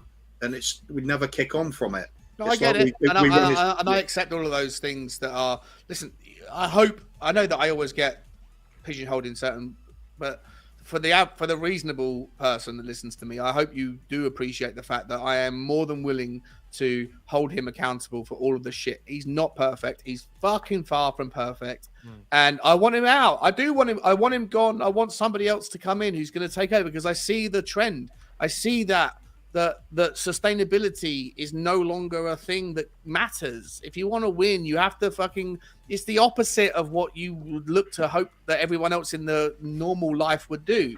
You have to get a sugar daddy of some type. I get all that. I'm happy for him to go. Shit, I need one too. Ironically, I'm thinking if we hadn't let the squad deteriorate to the state it's in now, and we had that core of 12 to 14 decent players to work with, and just 2 to add to the team each season. That sort of proposed £100 million budget a year. Yeah. Would But be you say all right, that, but it's not like we just let the team rot. We did try to replace. Davinson Sanchez was brought in as a player that was supposed to replace Vertonghen. Poor judgment on our spending. Yeah, exactly. Like, for me, if you like, this is the thing. This is the bulk of my argument when I defend Daniel Levy is if you're going to hold him accountable for all that's bad, you hold him accountable for all that's good. And on that basis, there's like, it's a 60-40, 70-30 split, however you want to see it. But if you want to hold the actual experts in their relative jobs accountable, then I'm more than happy to have that conversation. And to me, Daniel Levy has hired people that on their CV, their resume, it looks like they are well equipped to do the job that they didn't end up doing. And the thing that you should hold Daniel Levy accountable for on that regard is controlling them or for keeping them employed for too long. But actually, like Steve Hitchin, Paul Mitchell, you go all the way back through the lineage of directors of football, every one of them has got a CV that was someone that could be hired. But unfortunately, they fucking bought the wrong players. Lo Celso, shit show. Sanchez, shit show. Endobele, shit show. But do you know why, Sean? Do you know why, right? It comes back to Phil P's last comment he put up there, or the one you just brought up, right? He hired dog shit scout. Yeah, right. I agree. What I want to say on this, right? That's not true, right? What happened was Levy's control. The problem, the way Levy works is Tottenham is his puppy, his baby, right? He's built it from a £22 million company to a company that's worth 4 to 5 billion now, right? So he's done that by controlling every aspect of every decision that's made in this club, right? That's from how many lights are going to be put into the new toilets in the stadium, right? He changed that multiple times. I know because I know a builder who's part of the construction team that worked on the stadium, right? And they were saying the amount of time you can read up on it, the amount of times that Levy changed his mind on things and how much extra it cost because of the decisions he kept doing. Levy has to control everything, right? Just like he did with Paul Mitchell. Hence why, as you said, Kuva, you always bring up this point. He turned my dream job into a nightmare. That's the quotes from Paul Mitchell, right? Because he couldn't work under the constraints. When we got to a certain level, we needed to go to the next level, and he wouldn't do it. And he just kept trying to control the amount that he could spend or the amount that what he could bring in and what he couldn't bring in and all that kind of shit. The same for Baldini, the same for Arneson, right? All these people have been they were all brought in because they were very good at what they did, right? All of the sport, we've had 15 managers and 14 managers and 6 sporting directors, right? Why is it that we've never sustained a period of proper success? Because the one denominator in all of this, right, is money in football. No, the one denominator is the fact that he has to control everything, Sean. No, the override, this argument, I see it all the time. What, are we going to blame 15 managers, or are we going to blame the overriding arching nemesis, the Dr. Evil? I think Dr. that they 100%. Well, I believe that the common denominator is money in football, and I believe that people that speak that argument neglect the narrative of variables outside of Tottenham Hotspur, which is money in football. Manchester City getting bought out by a club an owner that disregards the value of money, that doesn't have to find the sources of money, but cares more about hiding the funds, hiding the sources of money. The same with Chelsea. The reason why Chelsea have been able to come in, the new boys, Todd Bowley, even though they've got leverage debt up to their eyeballs, it's very easy for Todd Bowley to come in and sit there and splash money and have hold on 1 second. Have a very clever accountant that can figure out the way to subvert and to circumvent FFP, or the new version of FFP, by signing players on 9-year contracts. But not only are they doing that with clever accounting policies, but they've also got the benefit of $1.5 billion of previous spend that has been written off because of the Abramovich trying to get out of jail free card, where he didn't have to be a problem because of the Russian-Ukrainian war. Manchester United's owners are far fucking worse than Daniel Levy. Like, be careful the devil you wish for, right? Be careful what you wish for, because you might just get it. They have a higher revenue stream, but they have leveraged the hell out of Manchester United. Liverpool are a club that try to live within their means, and everyone seems to forget that they had this masterful art that Tottenham don't have. And this is where I 100% agree with everybody who has a problem with Daniel Levy and our ownership. Of we hang on to our assets and run them down to the point where Dele Alli was a £90 million asset, and we rode him down to a freebie because we don't know when to sell players that don't want to leave, but we get forced into selling players that do want to leave. And on that basis, I'm all about calling them out for that. There's so many other variables, mate. Like Liverpool, Arsenal, it's not the same as just looking at Tottenham and saying the only reason that Tottenham haven't won a trophy or won more than one trophy in 22 years is because Daniel Levy's a cunt. Like, with all due respect, Sean, there's other things hold on. It. With all due respect, right? Anyone who says that, in my opinion, is a fucking idiot, right? Because you're not looking, as you said, the variables, right? Anyone who's actually got a brain will tell you everything that's been going on in the club.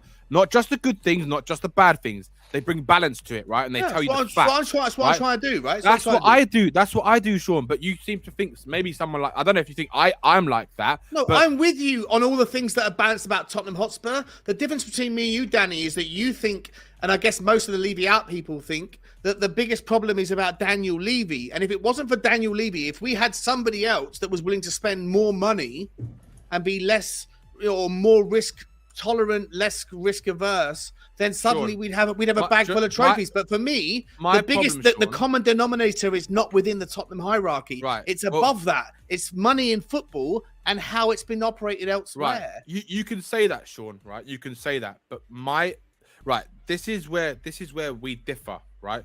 My problem is with Daniel Levy, and the reason why is because football is never the priority at this club, right? It never has been. The priority is making money. Let's forget about trophies we won. Let's forget about everything that's happened through the club. My biggest problem over 22 years or 23 years of this ownership is the fact that football has never ever been the priority, right? It never has. I'll agree with you on that. It's always been building the infrastructure, building how can we make more money? Don't talk about hotels and fucking and cinemas and shit. No, but Sean, it's a nonsense narrative. But it's not a nonsense narrative. It is. It doesn't come out of the club's finances. It does. But anyway, it does. But anyway, it doesn't. Okay, you can say it doesn't, but it doesn't. You'll never see a cinema build. Let's keep if y'all gonna keep debating, let's keep on topic, not about the semantics of the hotel fucking dining room. What I'm making saying is money that stuff does not sit on anything to do with the Tottenham's. You'll never see a cinema build on Tottenham's financial reports ever. So, okay. Not if Perisic gets his hands on it first. Yeah. Okay. Sean, you seem to think that Levy and Joe Lewis are saints in the way they do. No, business. I'm not. No, I don't, guy. I don't.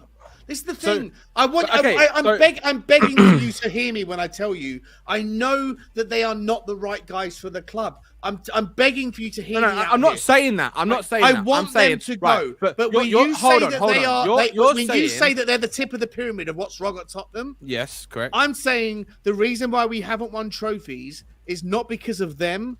It's because of a bigger thing which expands beyond Tottenham, and that your focus is all about Tottenham, and I'm going outside of that and seeing that there's a bigger common denominator, a giant fucking whale of a common denominator, which is called money in fucking football, and the fact that there's other ways that other clubs can compete. Sean, let's tell you this, right? You're talking about money is the reason why we haven't been successful, right? You can't use the argument for Leicester City, can you? Because Leicester City didn't go and spend hundreds of millions to go win a Premier League and an FA Cup. They're the anomaly, right? mate. That's the anomaly. But they won an FA Cup a couple of years after. It's the anomaly to the rule, though. After the other clubs came up, they still went and won an FA Cup. And Wigan won an FA Cup. Portsmouth won an FA Cup. Cardiff won a fucking League Cup. There's so many anomalies to the rule. I get it, right? I get it. And if you're going to use if you're going to use those arguments to prioritize the thing that Tottenham have fucked, because we didn't do as well as Leicester have, then the argument that Daniel Levy hasn't built a better squad than Manchester United goes out of the window, because I could reverse the argument and say Wigan won an FA Cup more recent than that we did, and yet they haven't got a better squad than we have. Portsmouth won an FA Cup more recently than we did, and yet they haven't got a better squad than we have. So I can use the same argument in the reverse. But then let's not use the anomaly. Let's not use the anomaly. Yeah, there is a counter to it. I'd like to go on, and that's Sorry, it's fair to agree, isn't it, that we have been top 6 club in terms of revenue being produced. We're over the Would that amount of revenue that we do produce gives us a significant advantage over all the other teams below us, doesn't it? Yeah.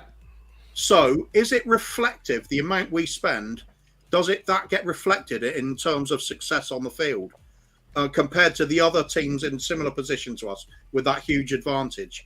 I'd say in terms of I'd have to have the figures and correlate, money. No, it spent. doesn't. It doesn't. That however, would be my argument then.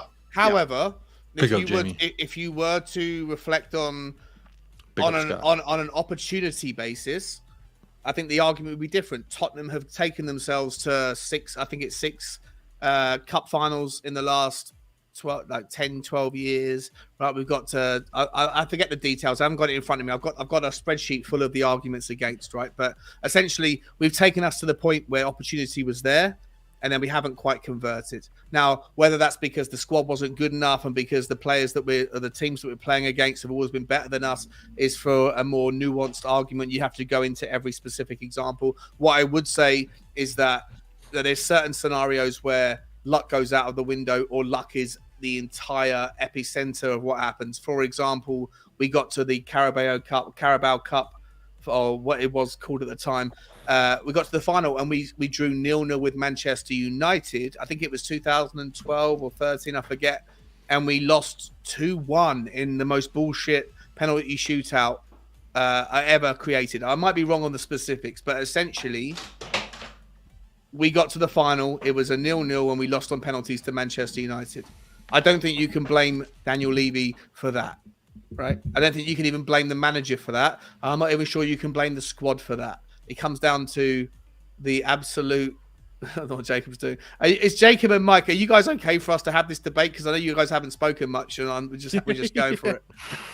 I was listening. We're just as entertained. Yeah, I was listening to it, and then I was also tending to comments, and I made a little poll. So while you're here, hit a like, hit option in the poll. Let us know what you think. I usually make a little poll when I watch Kulusevski play, to be honest. Oh, a little poll or a little pool as in wetness. Little poll. A bit of both. I get it. Yeah, I think so. With the argument there, humor I missed. The humor I missed. Yes, it's more fun that way, I think. With counter the argument, Sean, I'd say I still blame Levy as the overarching reason for it all, because all of those times where we did get to those finals or semi-finals and get really close, it might have just taken just that one extra signing just off the bench. Maybe we never seem to have it. I accept that. Listen, anyone that makes the argument that Tottenham went into those games with the weaker squad, I accept the argument, and that's why, Sean. I get it. I'm not. I know you're not defending that, right? But I think it's to understand the multiple variables why people like myself are ENIC out. It's not just because I understand why you're ENIC out. Of course, I understand it, guys. I'll say it a million. I've said it for I in the year that I've known you, the 13 months that I've been on in the online community, I have never once said ever that I am ENIC in, that I want ENIC to stay. I've never done that. All I've ever done is listen to the ENIC out argument and challenge it, because I don't think it's necessarily as much as a one-sided debate as people pretend it is. I've never been. I know I'm the guy that always, you're ENIC in, you're an ENIC ball licker, you're an ENIC blah blah blah blah blah blah. I've never been that guy. First of all, I love a debate, and second of all, I just don't think it's as one-sided as people pretend that it is. That's all I've ever done. I acknowledge I'm with you guys. I think that they've taken us as far as they can. Here's one to fire back at you, but it's more for playful purpose than anything else. we always get reminded being Levy outers that we're in this tiny minority of Spurs supporters. So then, therefore, if you want to have balance, shouldn't you be on our side?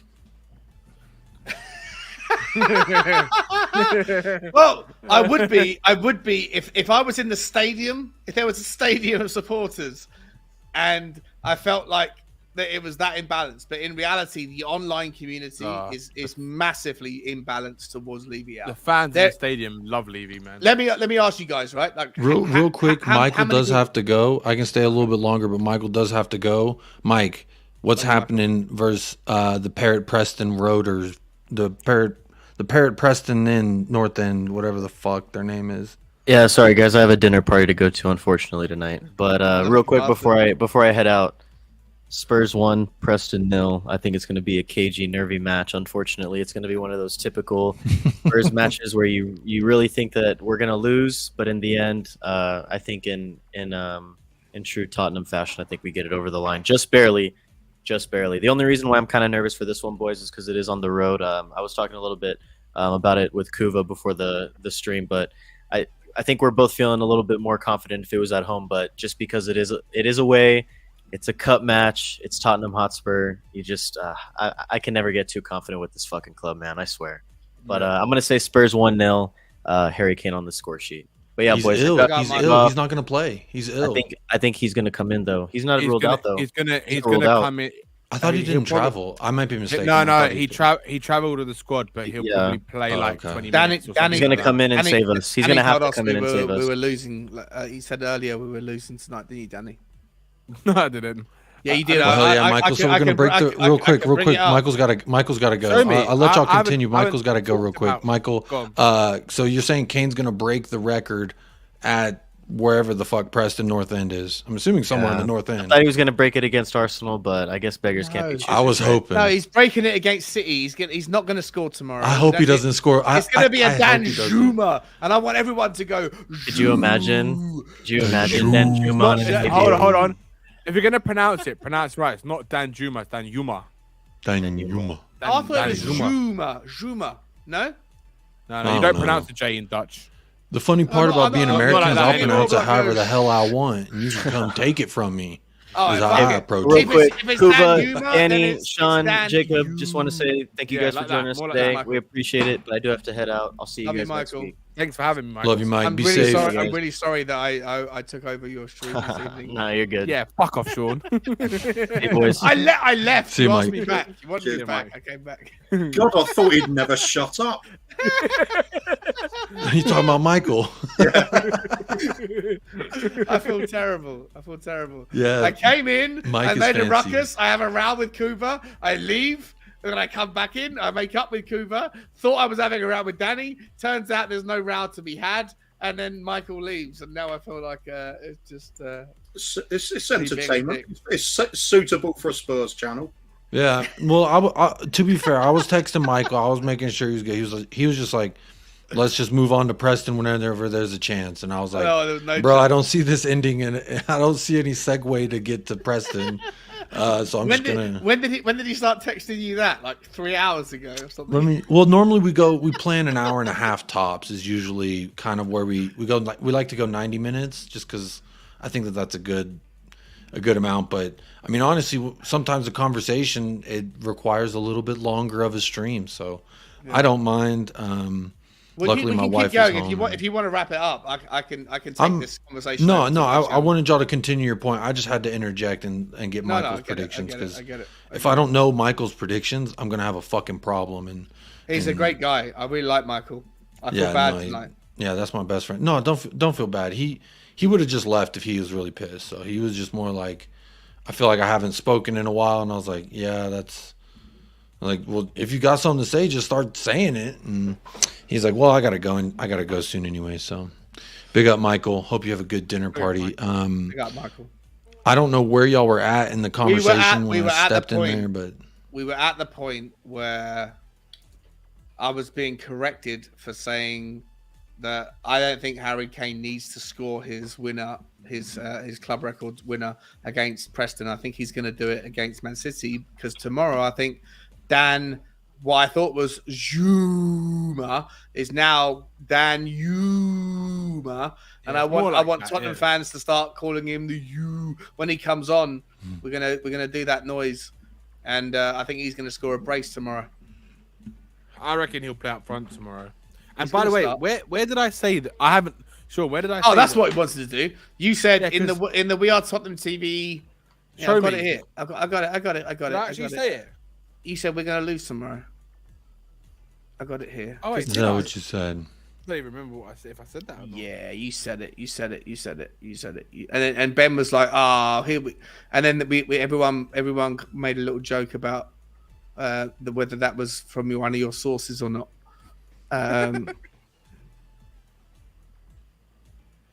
Big up Bob Spur. I hope everything came out smoothly. That was like 2 hours ago. Yeah, whilst I'm finding this, I just want to make sure that everyone I feel like we've got to the point where it was supposed to be a debate, but actually we agree on far more than like it appears on paper. That's the weird thing over all these arguments. I've learned this on Twitter more than anything else over the last few weeks. So many people, when you actually start talking to them, are so aligned with everything about Spurs, bar the one little thing. And it's like that 1% becomes bigger than the 99. Big up, Bob Spur. Welcome to the big up. How you doing? Fuck off, mate. Fuck off, mate. Bob, how you doing, mate? All I heard was Sean going, Jews. I thought, come on. Because he's saying Danjuma. I thought it was pronounced with a Z. I thought it was Danjuma. That's what I thought. Well, I thought that was the Netherlands pronunciation. I thought it had a. It's not Danjuma. It's like Danjuma. Yeah, something like that.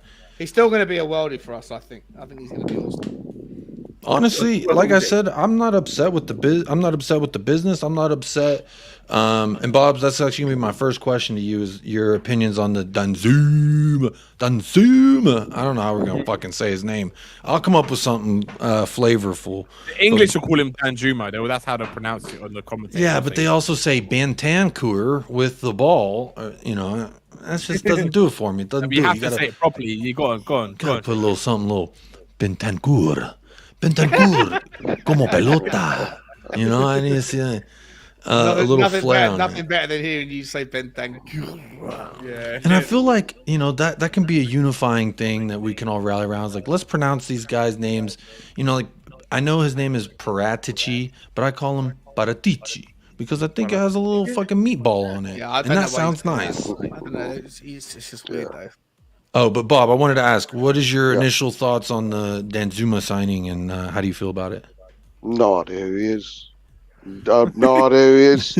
I had no idea. And Sean, cover your ears, mate, because as far as I'm concerned, and I've been very tunnel visioned with this. Kuva knows where this is going, and Sav knows. It's all on Lienick. He wins again. Lienick win again because they've branched out and got this player in. No. Well, what it is, I don't know anything about this player, and that's probably my own fault. The football starts and ends with the Premier League, but I knew fuck all about this player, and suddenly he's flavour of the month, just like Porro was, just like Spence is supposed to be the next greatest thing, and all this. I don't care. Why does that mean that Enoch win? What does that mean? Again. Well, we don't need him. We don't need him. We don't need him right now, mate. We need the last 10 games we've had, 8 of them, we haven't had a single forward on the bench. We still don't need him.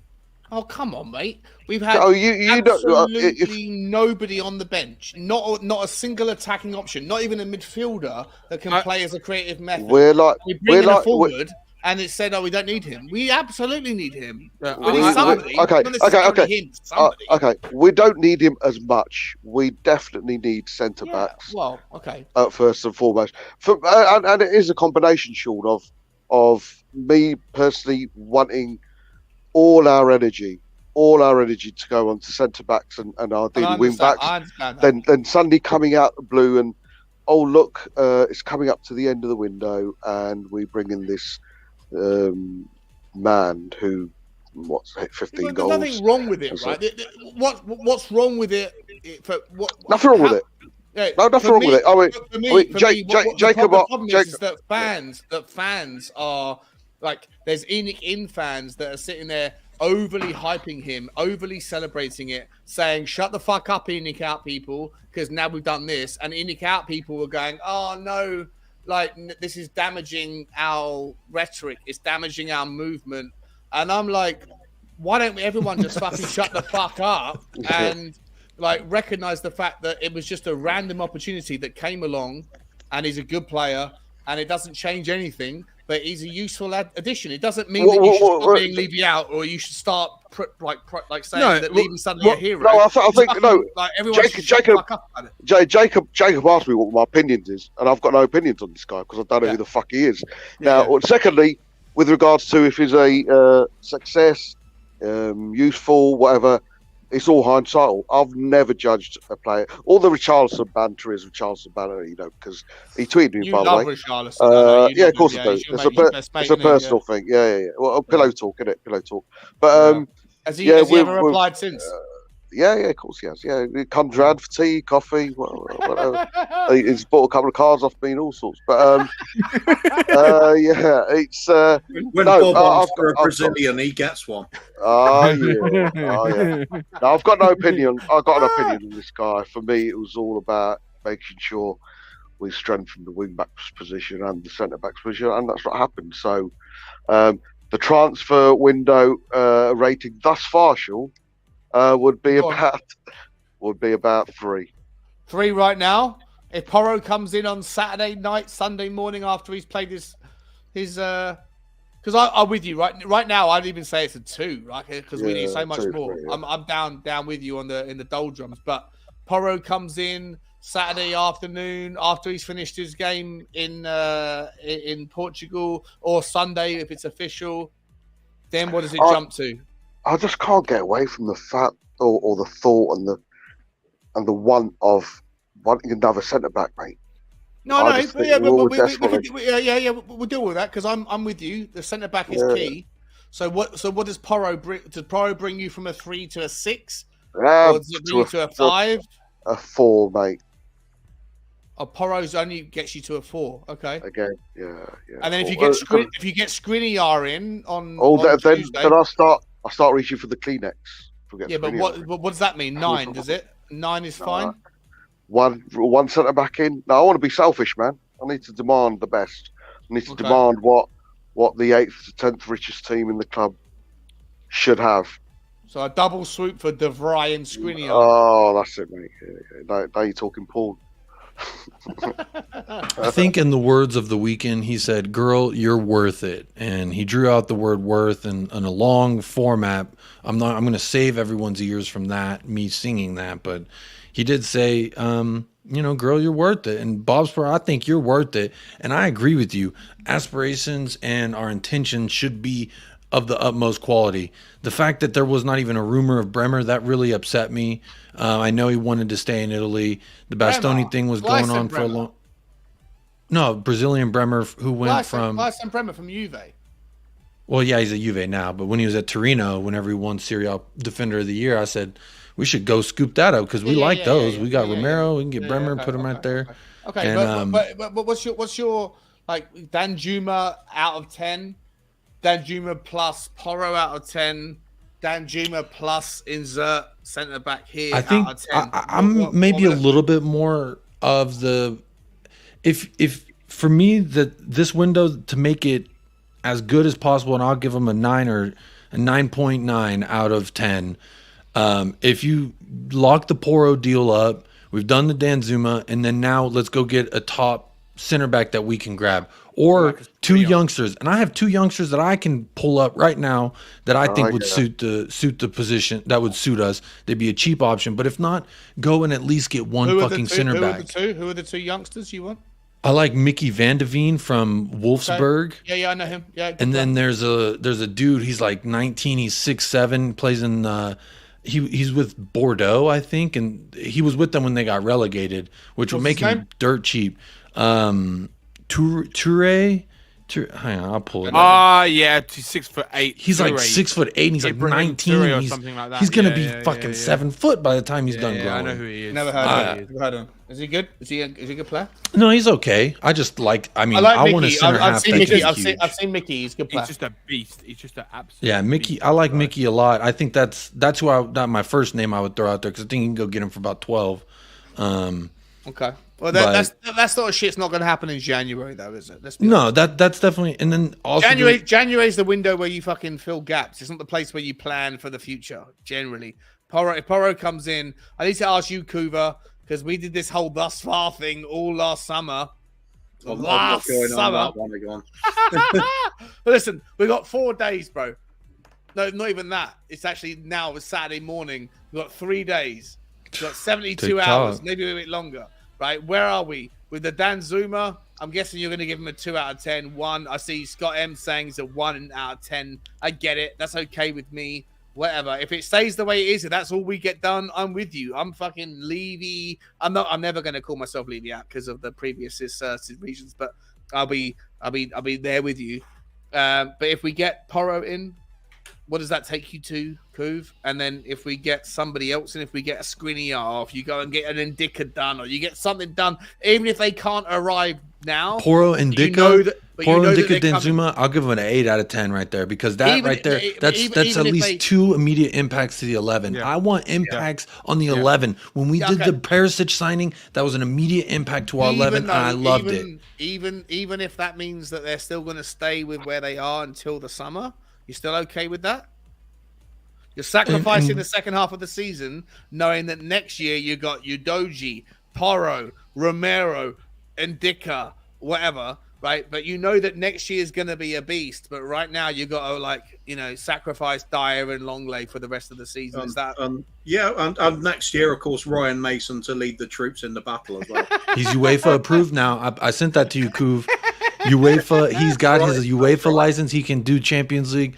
This was me saying they might sack Conte if we go and lose against City because if we lose against Preston, we lose against City, they're going to sack Conte. Put Mason because now he can do the Champions League. They won't sack. I'm with Jacob anyway. when it comes to transfer windows, if you make significant improvements to the weakest 11, weakest parts of your team, you've had a good window. Just got to quickly, Coop, before you give the answer I wanted to hear. I see SOF saying Villarreal offering De Vrij the pre-contract. That may just mean a certain Mr. Skriniar? No, it means Pau Torres may or may not be available. Oh. I'd rather have De Vrij or Skriniar than Pau Torres. I don't actually like Pau Torres that much, honestly. I reckon. But I don't watch La Liga religiously, but it is on ESPN Plus here, so it's one of the easier games to. La Liga is a very easy league to watch. I'm not a huge fan of Pau Torres. I think he could be the next Lisandro Martinez. He's a bit lively. He's small. He's not great in the air, but actually, little Torres is big. He's 6'1", but he doesn't jump very well. He's not best. I thought he was like 6'3". I thought he was like 5'9". He looked small. No. He's average height, but he's just not great. He's not great in the air. Plus, also, he's about 8'4" and snacks on small children. That's Hillary Clinton. Sorry. Sorry, I forgot. Michael Jackson. Yeah, Michael Jackson. Hillary Clinton snacks on Michael Jackson. Yeah, no, Sean, he's 6'3". He's 6'3". Is he? He's 1.91 meters, 6.26, 0.66. So 6'3". 1.91 is no 2 meters. Oh yeah, maybe. Yeah, he's 6'2". Yeah. But he's not great in the air. He's not great. Maybe he's grown a little bit, but he's not great in the air, mate. He hasn't been. Oh shit! Yeah, it says 6'4" here. It says he's 6'4". He's 6'3". No, he's about 6'3". He's a tall guy. He's tall. I've always seen him as more what you'd call the old-fashioned sweeper. He picks up the loose ball and he uses it well. He's not that brutal sort of commanding centre half that gets stuck in. He's complete opposite of Skriniar, if you like. He's very, very good. Yeah, I got the Martinez thing wrong. Look at this. I like that comment from SOF. Also, I want to say big up. We've surpassed 2 hours. Please do hit that like, hit that subscribe. We are only, I think, 19 now away from 600. So we are on the road. We are on our way. 6'3". He doesn't act like it. No, bad. that's what I'm saying. I thought he was like embarrassed about barely. that one. I thought he was under 6 for sure. He's 6'4". What do I know? That's so Do you know, bad. Sean? You know the question you asked, right?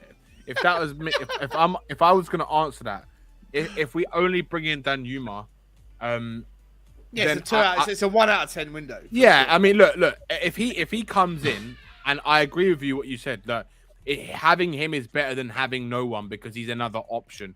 Doesn't mean he's going to be good, but at least it is another option, right? If he turns out good, the club are going to look like they've made an absolute worldy kind of decision, right? If not, it's just going to be the same old, same old. Well, that's it. kind It's of reflective, right? You That understand is what I'm true. saying, That Danny, is right? true. Everyone No, looks that's back. true. That Everyone is looks true. back. You're right. Yeah. No, in that respect, yes, I agree. Right.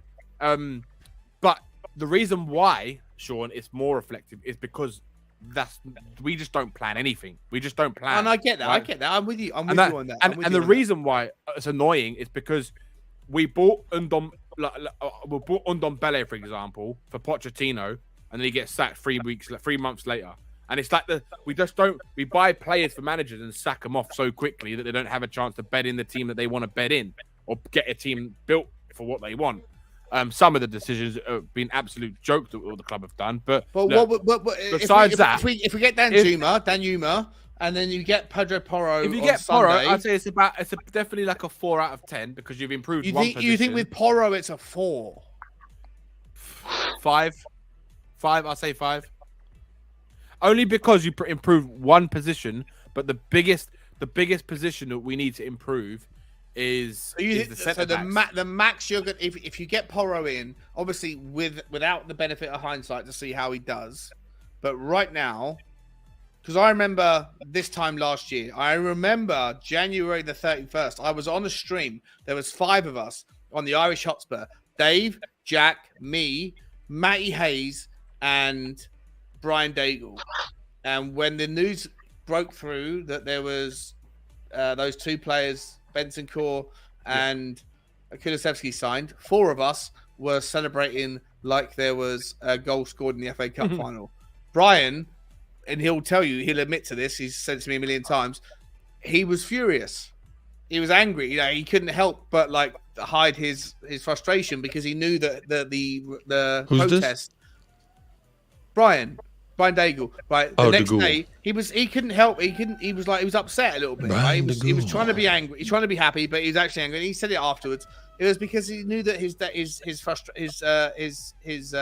protest the next day was going to be disjointed. And I think that there's going to be something similar. I think that Pedro Porro's deal might be delayed until Tuesday or Monday. It's going to be done Monday, Tuesday. Yeah, and I think that there might also be something else. And I think that like Daniel Levy's dangling Sean, the carrot. The carrot Sean, is out there. It's the I'll same tell old you shit, this, right? You know? Same I was fucking thing.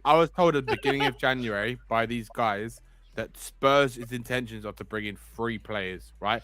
I think there's 3 coming. All of them were going to be loans and options to buy or something like that. Apart That makes from sense. maybe one. That makes sense. From maybe one. If Conte isn't necessarily going to be here next year, then why the fuck would you want to spend 50 million quid on a player who would come for Conte, right? So it makes sense to loan them. It makes sense. Anyone that says that these things are like there's a method. I was muted. There's I a said, method, "Oh yeah," but I was there's hoping a Bob's method would to do the it. madness.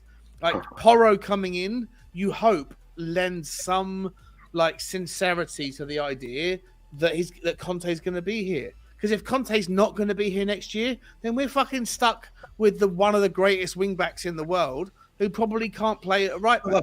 That goes back to the argument of our lack of direction. If we had that set way of playing and a committee of ex-players, for example, who are always in charge of who the next manager is going to be, who the next director of football is going to be, and we kept that consistency of playing style. Yeah, I agree with that. It wouldn't matter. I agree. But There's very few managers that play a back 5. But You Sean, saying, I Bob? mean, you've said that a few times, and I agree with you to an extent. But then, no club would buy any players. I mean, Chelsea, the amount of money they spend, mate, they're sacking managers every 2-3 years, but they're still spending money. Why? Because they bring quality players in who are going to bring success to the club, not the manager.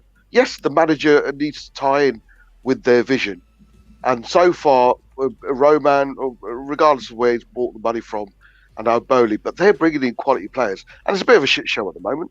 Of course, it is. They're being a bit sly about the FFP. If you're going to use Chelsea to make your point, I think it's a bad example to make. Not only Chelsea, not only Chelsea, but even Man United. Man United of late. Well, so you use another club as an example. Explain to me another club. Yeah, Man United. There was no guarantee Ollie was going to stick around, but they spent money for him. They spent money on him. Ollie played a back four.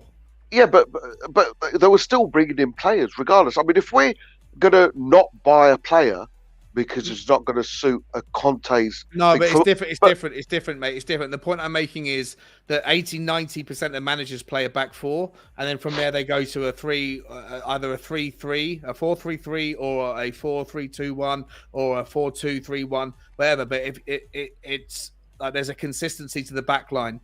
When you play with the back three and two wing backs, you're literally disrupting the entire specificity of certain roles. Like the guy who plays in the middle of a back three is entirely different to the guy who is an expert, or the guy who is an expert at playing in the middle of a back three could be a jack of all trades, but an actual poor player. I think that Harry Maguire, for example, I know this sounds crazy. I think he would be a fucking fantastic loan signing. Until the end of bring him in on a loan until the end of the season.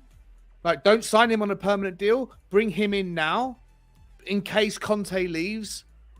If he does, then you send him back to United. If he stays, he's a far better improvement on Eric Dyer. But Harry Maguire is a fucking shit show in the back four, but a very solid man in the middle of a back three because he plays a certain role. And I think that you can make the same argument about wing backs versus fullbacks.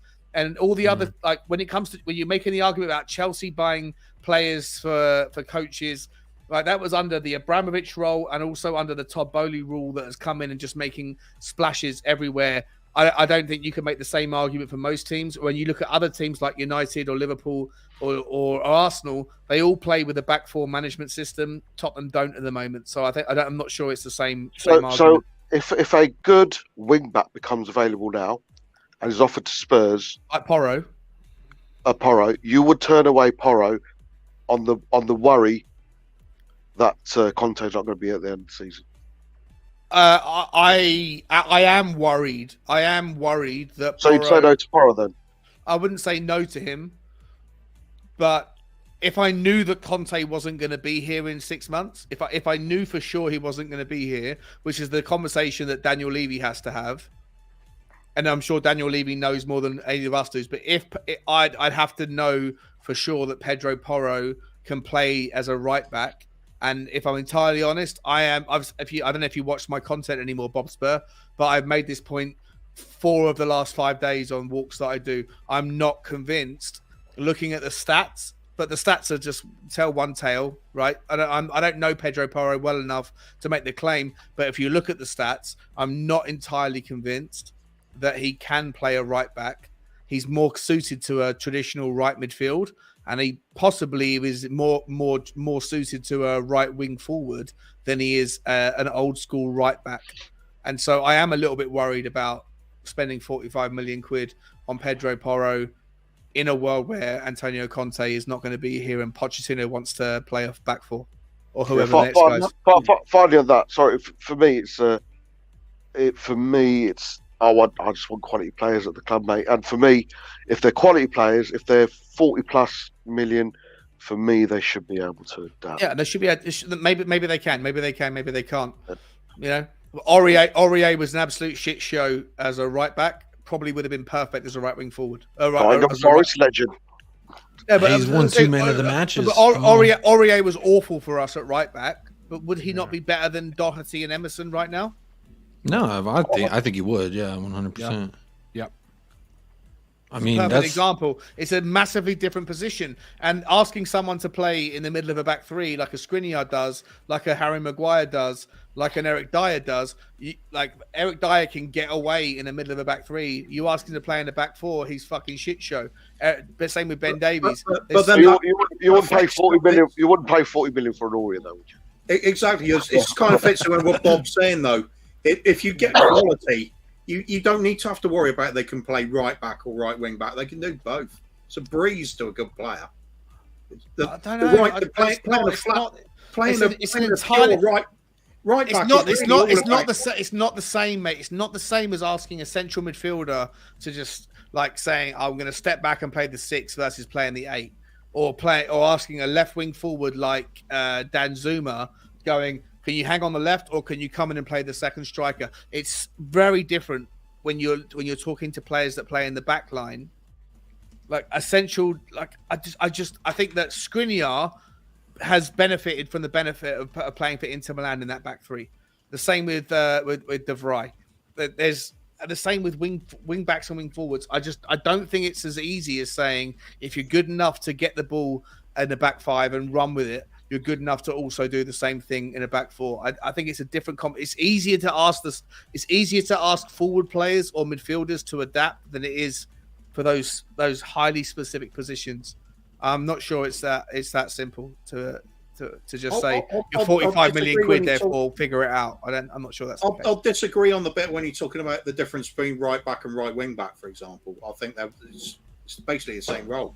Stephen Carr was basically. It's not the same role. It is. It's the only difference is the tactics. It's whether you're more attuned, being told to stay back and hold a formation, or go more adventurous. Shall I give you an example? So under Pochettino, we played a back 4. But if you remember our best season when we went unbeaten in the lane, the one of our keys to our system was the amount of how high Kyle Walker and Danny Rose pressed at the same time. So what they would do is they would sit on that halfway line, but because they were so quick, they could come back.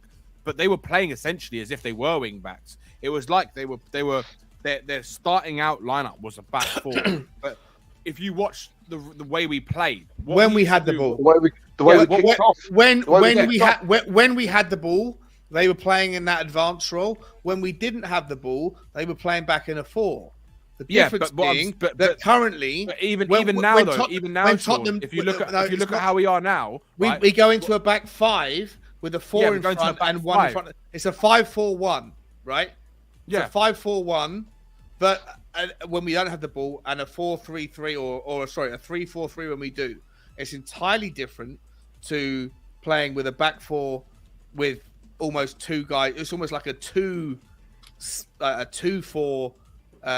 when we do have the ball, to a 4-4-2 when we do. It's a massive difference, and it depends on the specificities of the skill set of the players.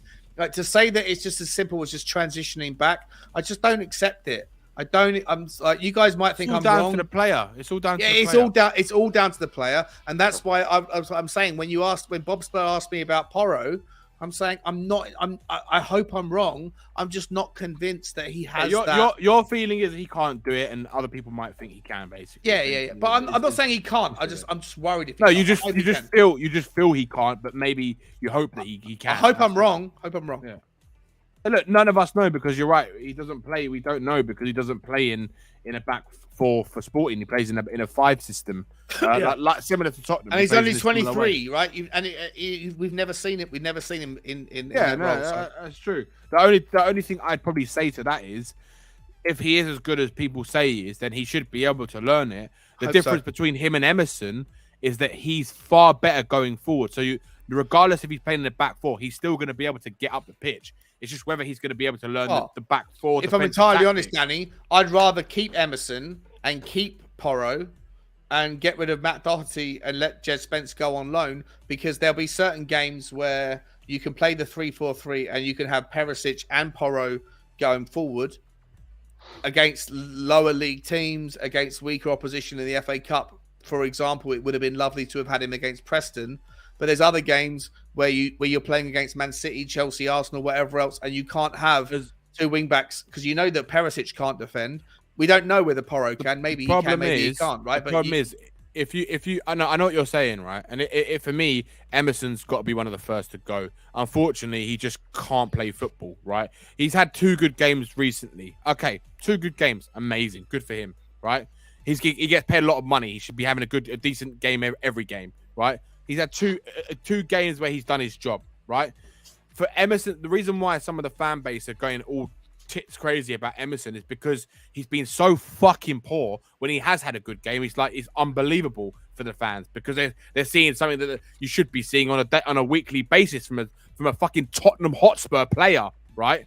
So my thing with Emerson is that for me, if you watch very closely the way Romero plays with him, Romero does not trust Emerson. He doesn't trust him. When he's got the ball, when he goes to pass it, he doesn't always want to pass it to Emerson because he doesn't trust him on the ball, right? And when he doesn't trust him in space. It's like Harry Kane. When Harry Kane drifts to the wide, he doesn't like to give the ball to Emerson because he knows he's not going to do anything with it, right? You see it even in the last game against Fulham, right? You can see there's moments where players were just not giving him the ball. I get it. Right?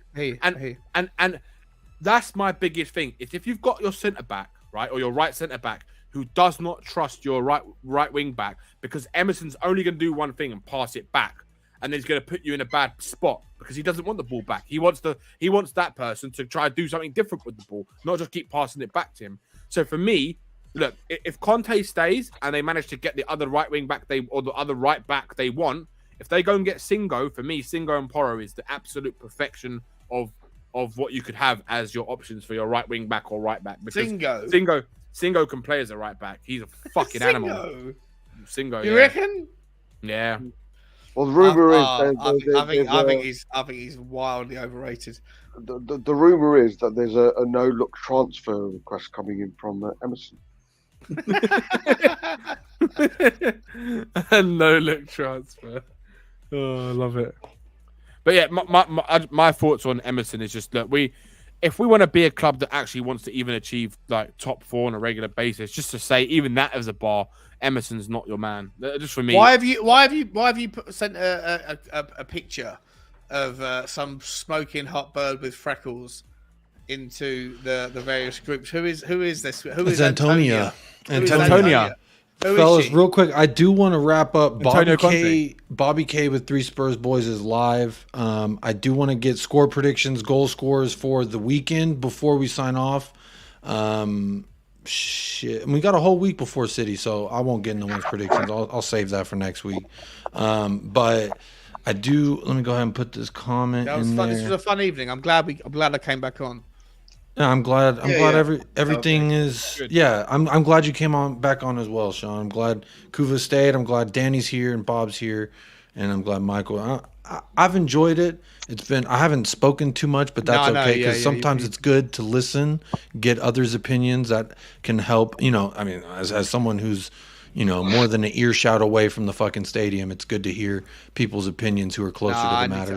I need to stop speaking so much. I do, Kuva. I haven't heard your beautiful, sultry voice in quite some time, so I'll start this with you. Who are your goal scorers and score predictions for Preston Road or Preston North End? Let's go for a rare thing because I'm just feeling like it today. Let's go for a 3-0 Spurs win. It should be comfortable. We got the players to do it. And let's go for a Sonny hat-trick. Wow. Ooh, Sonny Hattie. I like it. And everyone's going to say he's still done because, Sean, I'm not going to open that. I know you and I could go on for another hour about Sonny, but that's a... No, I've got a new song about Pedro Porro that includes Sonny and how Sonny can score some goals. I do like it. I do like that. That was a nice song, Sean. Yeah. It was nice. It's going to be the thing. I've sent it across already. I've got the wheels in motion. That is going to be the song. Hey, even fans who are not Tottenham, I saw on Big Six Bants, Kaz was playing it for Liverpool and United fans. Yeah, and they were laughing. They were saying that's so weak. And I was like, do you even know Tottenham fans? We sing songs like, when the Saints go marching in. Like my wife does make fun of the fact that we've seen that. If you think that I can't turn Annie into a fucking banger? That was my first acting gig. I was in a play. I played President Teddy. I played President Roosevelt and Annie. That was my first acting gig. That was fun. Kuva, I love your prediction. That's quite the prediction. And I'm going to go with the adjacent member, Bob Spur. What is your prediction for the weekend, and who's scoring the goals? If there's 4-1 Spurs with 4 no-look goals from Emerson. 4 no-look goals from Emerson. All right. Do you think we could sell him after that? Like, if he did do that, you think there would be a team in for him? It depends how much money Everton have got, doesn't it? Sell his ass to Everton. I'd love it. Fuck Everton. Very nice prediction, Bob Spur. Sean, what's your prediction for the weekend? For Preston, I think we're going to win 2-0. 2-0. Easy peasy. Who's scoring? I think you're going to see the boy Danjuma. Well, I thought it was. So it's Dan. Was it? How do you say it? Yuma. I want to call him Damn Daniel. Yuma. Kurt Zuma. Yeah, that's how I'd pronounce. Yeah, Danjuma. Surely the song is Yuma. Who's got the keys to them? Yuma. Who got the keys to my boomer? Who will buy? I'm going to go scorer. Butterfly. There you go. Yeah, I'm gonna go for. I think he's gonna score on his debut. This is the. Let's go. A brace on his debut. Oh, I didn't say 2. Oh. I said 1. I thought you said 2-0. No, I did say 2-0, but I didn't get my chance to say my second scorer. The second scorer is going to be Harry Kane. It's going to be fucking Emerson Royale again, isn't I don't like these Harry Kanes breaking the record at Preston North You're End. right. Let me retract it. It's going to be Danjuma, and then it's going to be Hotspur with a second. Oh yeah, I could see that. Why do you hate Sonny? I don't hate Sonny. I love Sonny. I love Sonny. It's the usual debate, isn't it? If you don't Yeah. Yeah. What's wrong with you? It's always one extreme or the other, right? You're either a Sonny apologist or a Sonny hater. It's no look hate. You're racist, Kuva. You're racist. Yeah, well, Bob trained me. I can't help it. That's it. Danny, thank you for joining impromptu style. I love it. That's you're like, what is it? Like a shooting star, and sometimes you just can see it, and sometimes you're gonna miss it. And even if NASA fucking predicts the star to pass at this time, it may or may not. So it's always a pleasure when you join us, Danny. It's always a pleasure to come on. Danny just I love loves your shooting. show. It's brilliant. Danny just loves shooting. What's your score prediction and goal scorers, my friend? I think it'll probably be like 2-1. I think tomorrow. I think it'll be 2-1 Spurs. I think Danjuma will score as well. I think Son's gonna get a goal tomorrow. Okay. Because I think as far as I'm aware, Richarlison probably won't play tomorrow because he's got a knock. Kane won't start, so I reckon he'll probably go. It'll be interesting to see who he plays actually, because if Son, it have to be Son. It'll be probably Son, Kulu, and Danjuma. I would have thought that's who I think he's going to go with. Danjuma up front, Son, Kulu, unless he gives Son a rest and plays Brian Hill or something like that. I think Kulu plays regardless. Son will score a goal tomorrow. Let's go. He needs a fucking goal, man. He needs a fucking goal. You're absolutely right. He needs one. Do you know what? I want him to score like a. I want him to score the like last game he scored? Well, it was Palace, right? Palace, Yeah, but even that was a deflection. It should have been an own goal. I almost fucking cried. That's how much I want my young man daddy to score. You know what? Sean, don't bash me for my love. Let me love who I want to love, and don't tell me who I need to love and if it's wrong or not. I will pull this out for you, Sean. Let's go, son. Nice one, Sonny. Nice one, son. Come on. You know what? I love Sonny. Throw another You know what? I would love to see Son score like a worldie tomorrow, like one of his, like one of those like those classic Son goals where he's just outside the box. He's just on the ball. Yeah, he shifts his three body times Burnley. and he just curls it up. Oh yeah, or something like that. Yeah, or just tears through the team. I got to jump off, but I just wanted to say, Danny, like that girl that you posted as like Antonia. It's Antonio Conte, Sean. She's fucking smoke show. Like I would absolutely get on board her poor press conferences, and if she wanted to like play Sonny rather than somebody else, I'd be okay with it as long as she. Maybe that's what maybe that's what we need to do is just hire some hot women to coach the team. Everyone be fine. Who is she? She looks just like him, but she's absolutely amazing. While Sean falls in love, you can check him out at Spurs Talk Show. You know where to find him. Danny Kiriakou, Tottenham on tour. Brian Day. You're gonna have to send me one of them, Sean. I'll wear it for you, man. That's a cool hoodie. I like it. You got a nice logo. Yeah, Bob's for TV every Saturday in the wall for some debauchery. Kuva, pretty much any YouTube anywhere you can find Kuva in there giving everyone the every business. day. Yeah, always the same. I've never once asked to go on a show. I only do it by invite.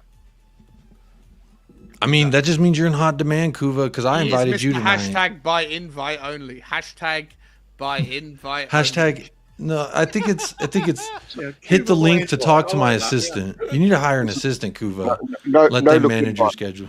Which actually, if you were to put it into like an acronym, it would be hashtag bio. You are the bio. By invite only. I like that.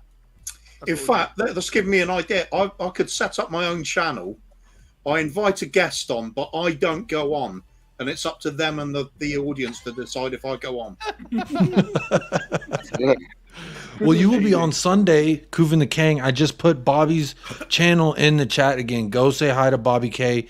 Him and I, we try to work hard together to like not overlap. And today the show ran long, and so Bobby, if you catch this, I apologize, but we just couldn't. It was nice and heated, and not just because I'm wearing a robe, but please go say hi to Bobby K. Hit a like on over there. I think if you click it, it'll go ahead and open you a new window as well, so you can still hear the signings off of this show. But for me, honestly, Kuva, thank you for being here.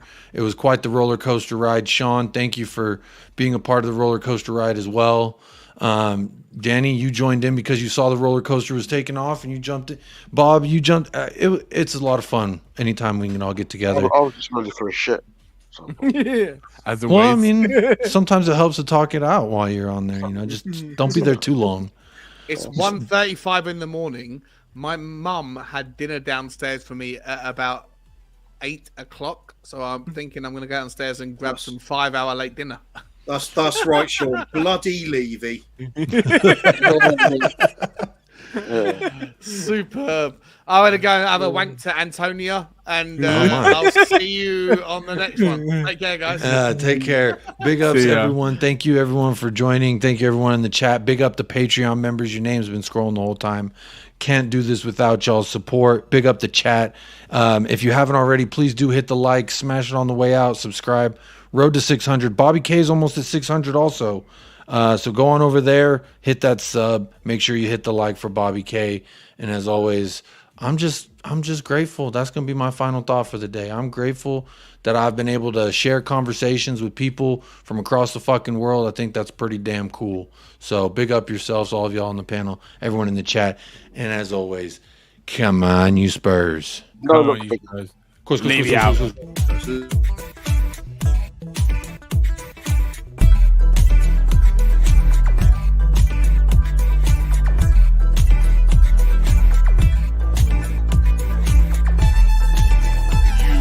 United Spurs of America with your host, Michael